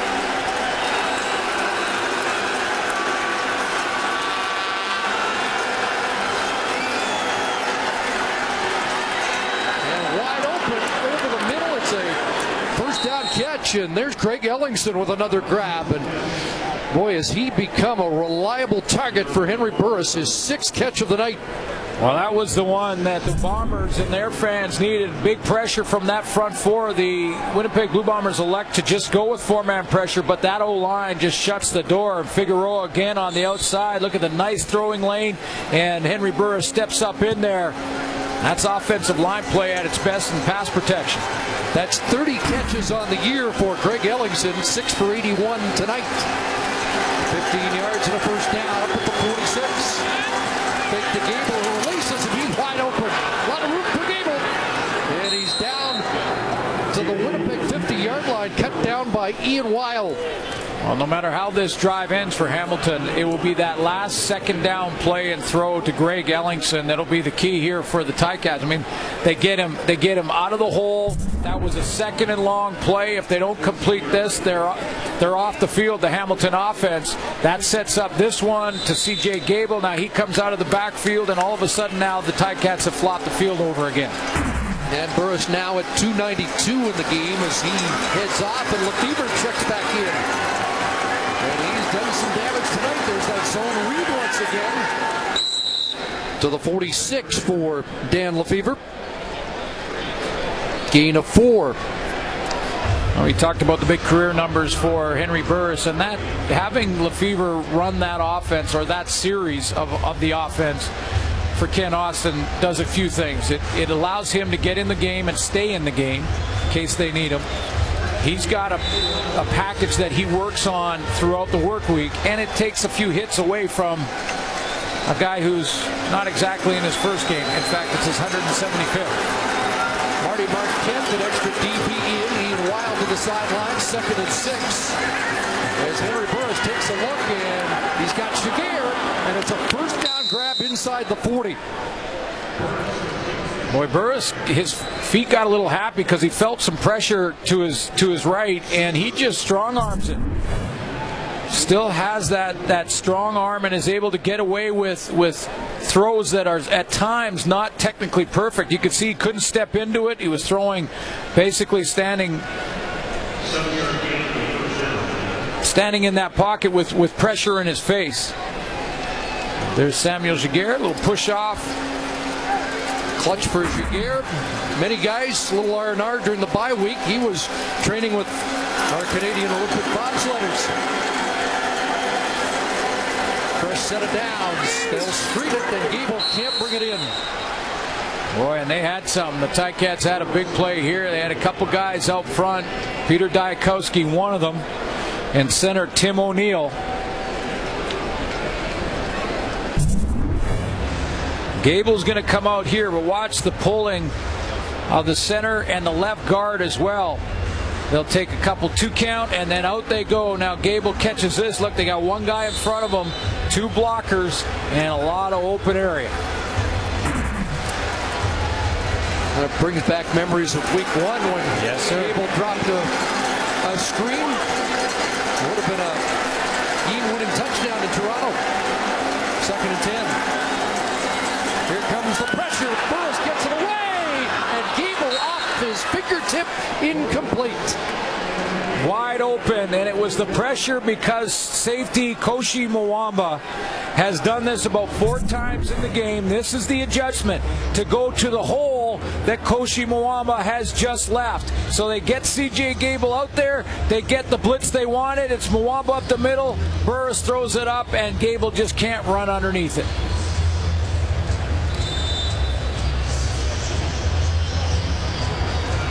Open by 5 yards. And another missed opportunity, so it's a 46-yard attempt for Luka Kanji. This would be his longest of the season. And Luka's got it right through. 27-11. It's now Hamilton by 16.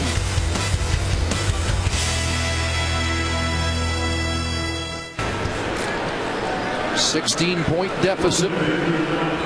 Bombers take over at their own 35-yard line. Ticats looking for consecutive road wins. They've only done that twice in the last 9 years. That ball batted down at the line of scrimmage.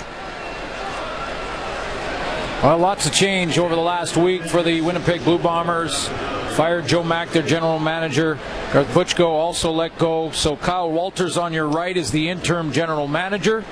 And to your left is Wade Miller, who is the acting CEO for the football team at this point as they assess what they're watching tonight and just try to evaluate this team moving forward and what they have to do to turn things around here in Winnipeg. Kyle Walters, former Hamilton Ticat. 2nd and 10. Here comes pressure. Ball got it away, and it's intercepted. Rico Murray has the interception. There is a flag. Let's see if this stands. Murray with the big defensive play in the first half with a sack and a forced fumble, and find out if this stands as an interception. Winnipeg, number 82. That penalty's declined. First down, Hamilton. So the Ticats came into the game without an interception by any defensive player. They have 2 tonight against Max Hall. This time, Courtney Stephen comes on the safety blitz. Remember when Henry Burris faced Koshi Mwamba's safety blitz? He threw it up over the top and had his receiver try and run under it like CJ Gable. That's the mistake a young quarterback makes. He saw the same blitz coming from the safety, so instead of throwing it deep, he throws it on a line, and that allows Rico Murray to cut underneath it and make that interception.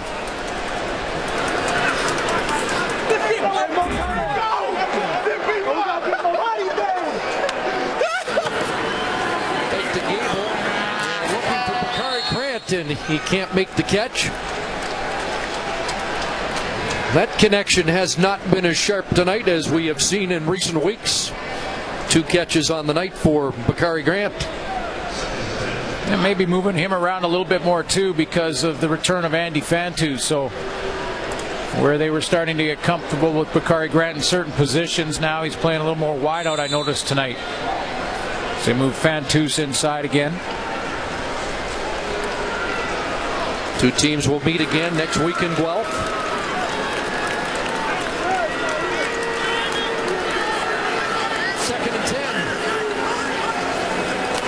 Receivers out now. Gable releases. Burris does some dancing and he may take off. No, throws. He's got Jaguar. And another catch for Samuel Jaguar down at the 15. And in recent weeks, Jaguar has become a valuable part of this Ticat arsenal. Well, good on Jaguar to work back to his quarterback and help him because Burris buys time. He moves around. He's done this. We've seen it many times in his career, but I like his presence of mind when he gets to the sideline. He knows exactly where the marker is so he doesn't step over the line of scrimmage. See how he slides to his left? He knew where the marker was. He knew if he stepped one more step down the field, he would have been over, and that would have been an illegal forward pass. Watch the little slide at the 40. There's the line of scrimmage. Lets it go. Perfect. 324 yards on the night. The right snap for Gable, and he breaks away. C.J. Gable, touchdown.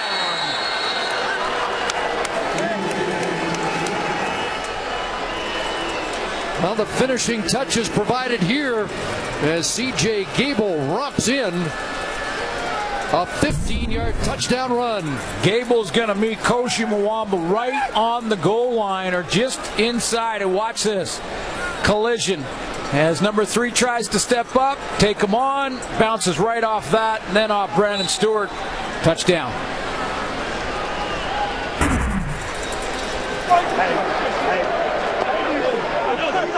Had a couple of drops on the last series, but makes amends there, and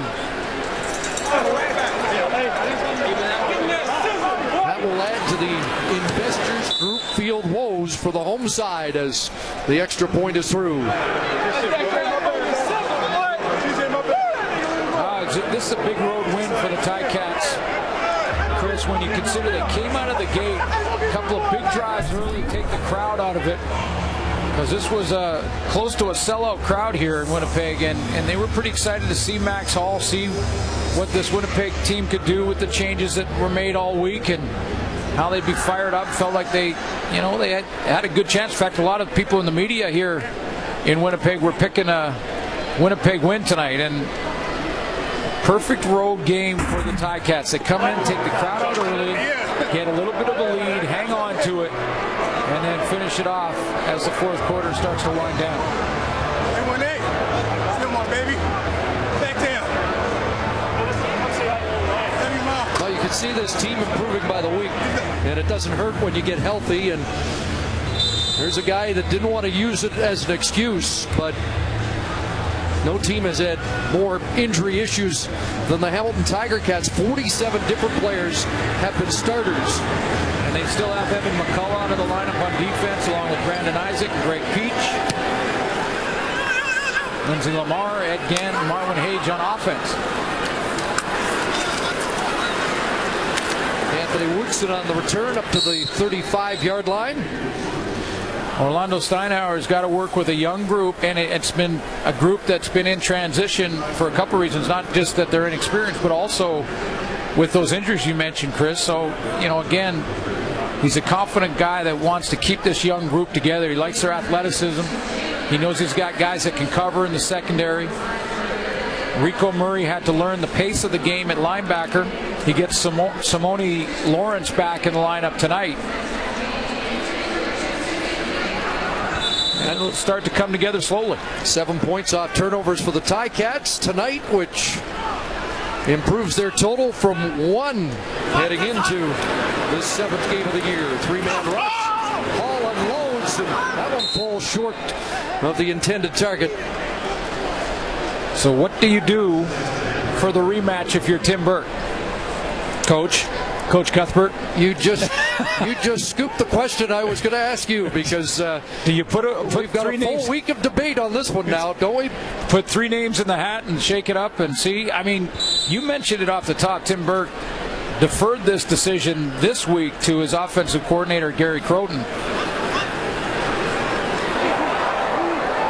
I mean, you don't want to put this on Hall, but is this better than Golds? Is it better than what they saw from Pierce?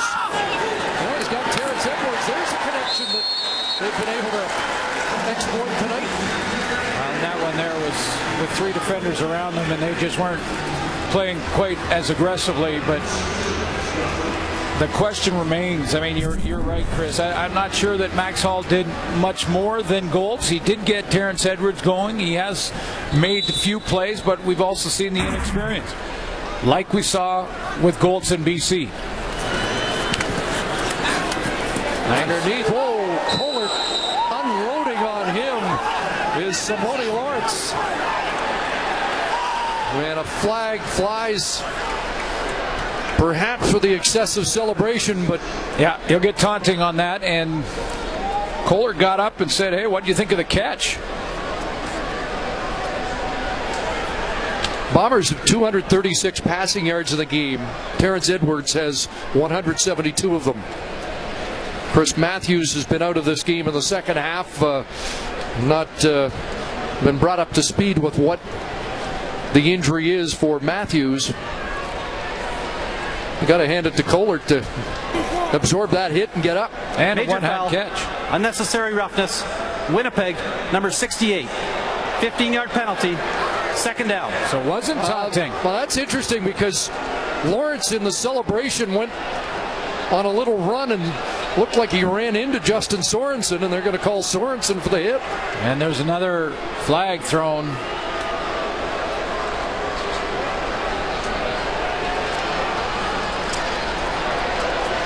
Yeah, it was actually, if it's Objectional conduct. Objectional conduct. Hamilton, number 0. 10-yard penalty. Still second down. so now Rico Murray and Ken Austin wants an explanation, but I think it was Glenn January, 69, not 68. Watch Lawrence get up, and as he sprints to celebrate, yeah, January will lean in and say enough of that. Okay, so that was one penalty, and then something said by Rico Murray afterwards drew another flag. So 28 penalties in the game, 2nd and 11. Hall to the sidelines, and Kohler stretches out and makes the catch. Yeah, both these teams are going to have to clean up the penalty thing. A couple of big catches by Kohler. Took that hit. Had to go get that one. Will be 3rd down. Offense stays on the field. Have to get to the 39-yard line. They'll drop it off to Simpson, and he is surrounded. Jamal Johnson's not going to let him go. So a turnover on downs. And it's the 4th turnover of the game by the Winnipeg Blue Bombers. And in 6 of 7 games this year, they've turned the ball over at least 3 times. Well, those are two areas that whenever you take a look at a struggling team, you will see that they're up there in the stats in those 2 areas. One is the turnover, the giveaway, takeaway category. They're always in the minus there, and the other is the penalty department. But this debate and this question and this discussion will continue all week long. And as I mentioned before, the bottom line is they've got to make a decision and let a guy grow in the position, even if it's Buck. If they go back to Buck, then let him go unless he gets knocked out.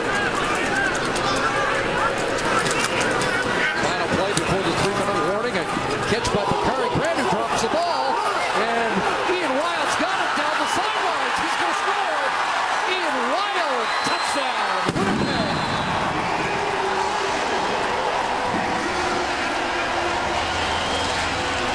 Was Bakari Grant down?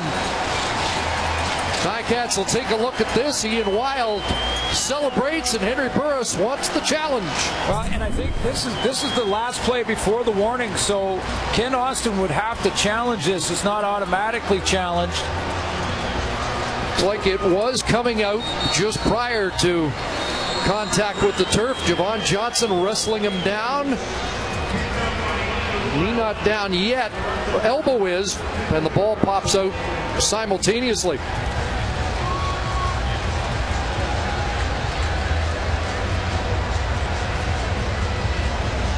Which went first, the ball coming out or the elbow touching the ground?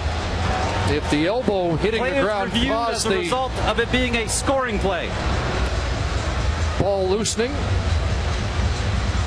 Looks like it is out. It wasn't the elbow jarring the field that. No, it's out before that. Yeah. And they don't have to use the challenge play or challenge flag because it is a touchdown under review. Doesn't look like he's down. Looks like the ball. It was definitely out of his grasp. It was out of his grasp. It was definitely moving up the jersey as he's coming down, and then the elbow hits.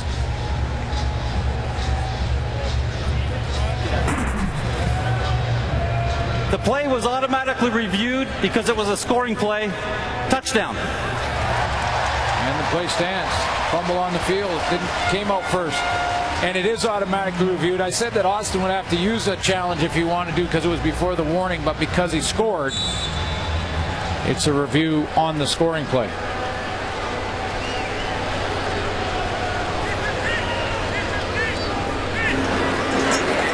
So DeAngelis adding the extra point. And it's a 16-point Hamilton lead thanks to Ian Weil. Fumble recovery for a touchdown.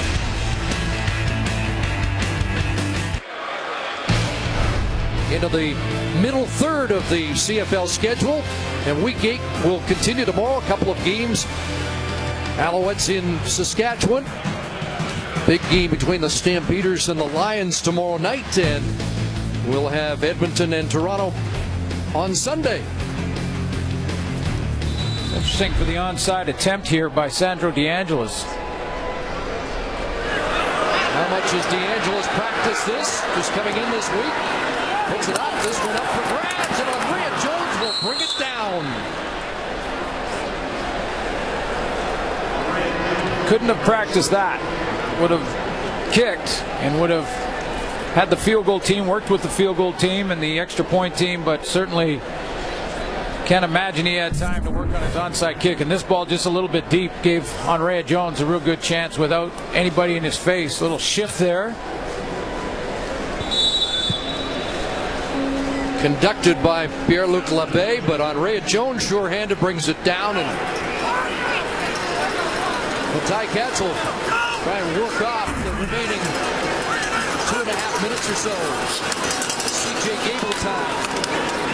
Not much there as he's drilled at the 50-yard line, but we have seen the Ticats get a lot more production in the last 2 weeks out of their running backs, in particular CJ Gable.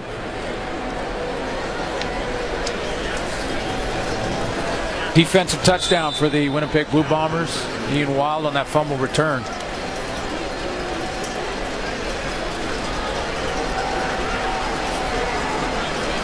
Ticats have 91 yards rushing in the game. Second down, Burris will throw it. O'Reilly. There to chalk up his 9th sack of the year, his 4th against the Hamilton Tiger Cats, and the league leader adds to his totals.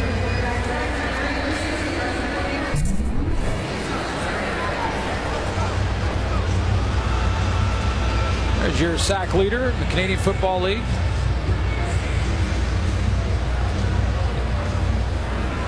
This time worked underneath and got number 9.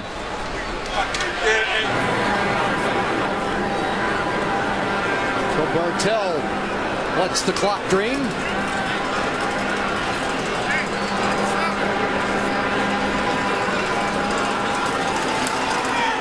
Pressure on, but Bartel gets away a high kick. Aaron Woods.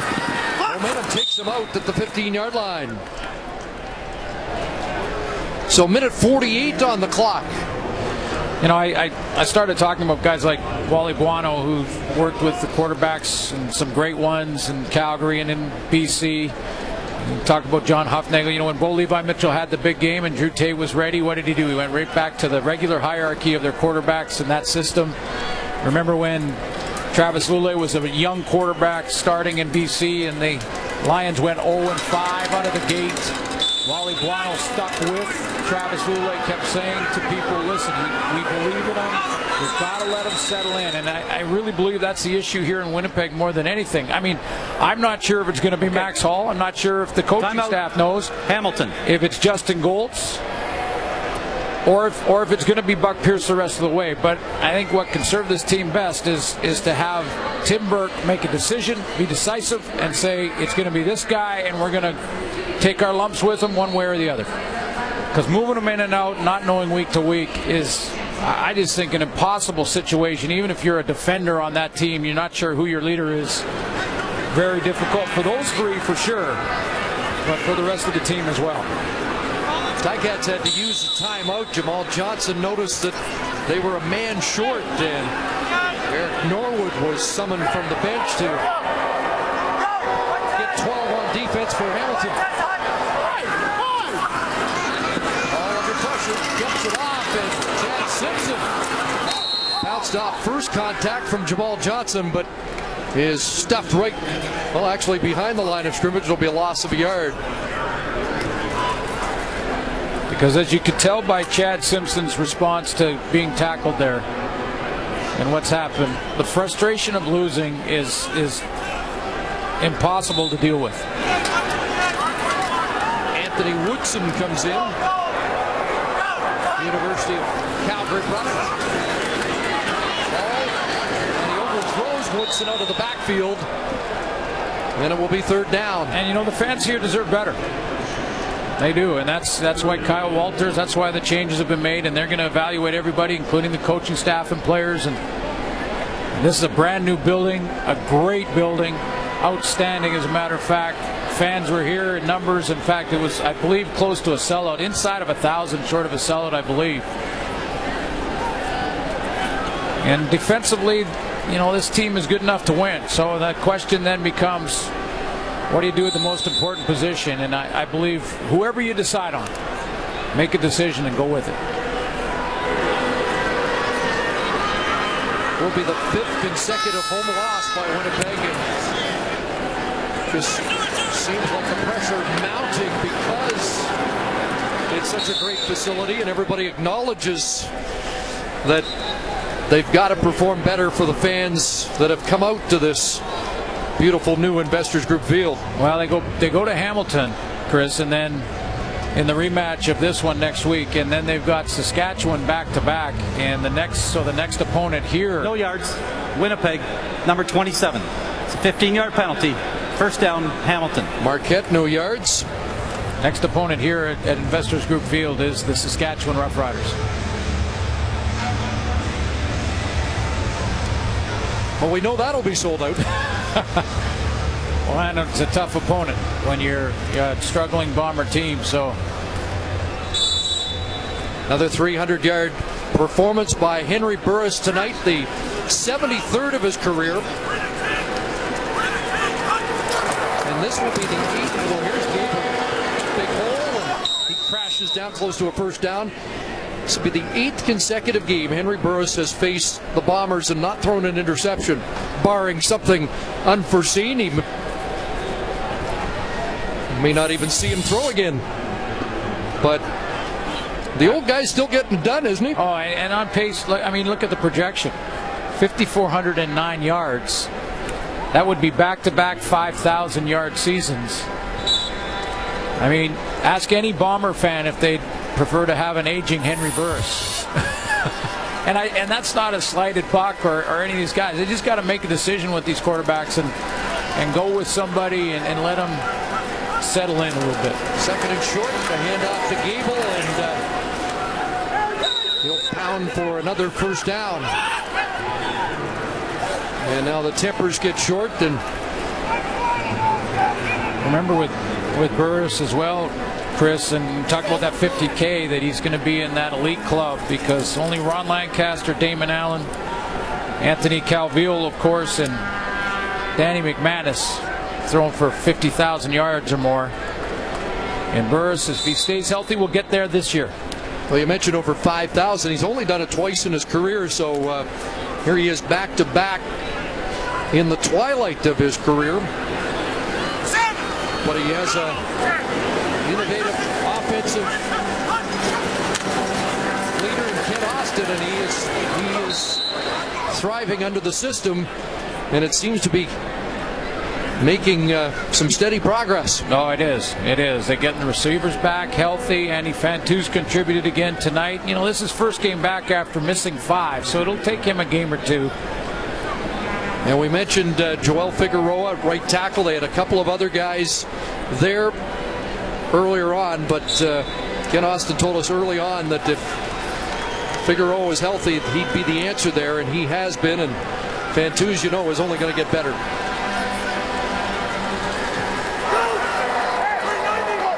Figs is a keeper. Gable again. Down to the 20-yard line. And time for one more snap. Remember, Lindsey Lamar is still available. Be available soon. Ed Gant, Marwin Hage, offensively. But the Ticats have righted the ship after a rocky start, and it is a season series, so they are going to kick for points here. Ticats will lead the 4-game series. And that's why they're doing this. If it was a 3-game series, they'd just take a knee. Yeah. Having won, but still a chance for a Bomber split. So points still important, and Kanji will add to the lead. 37-18. On the final play, as the Hamilton Ticats have won back-to-back on the road, and they are now within a game of 500.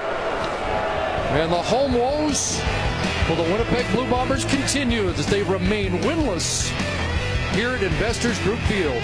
37-18, the final score. So long from Winnipeg.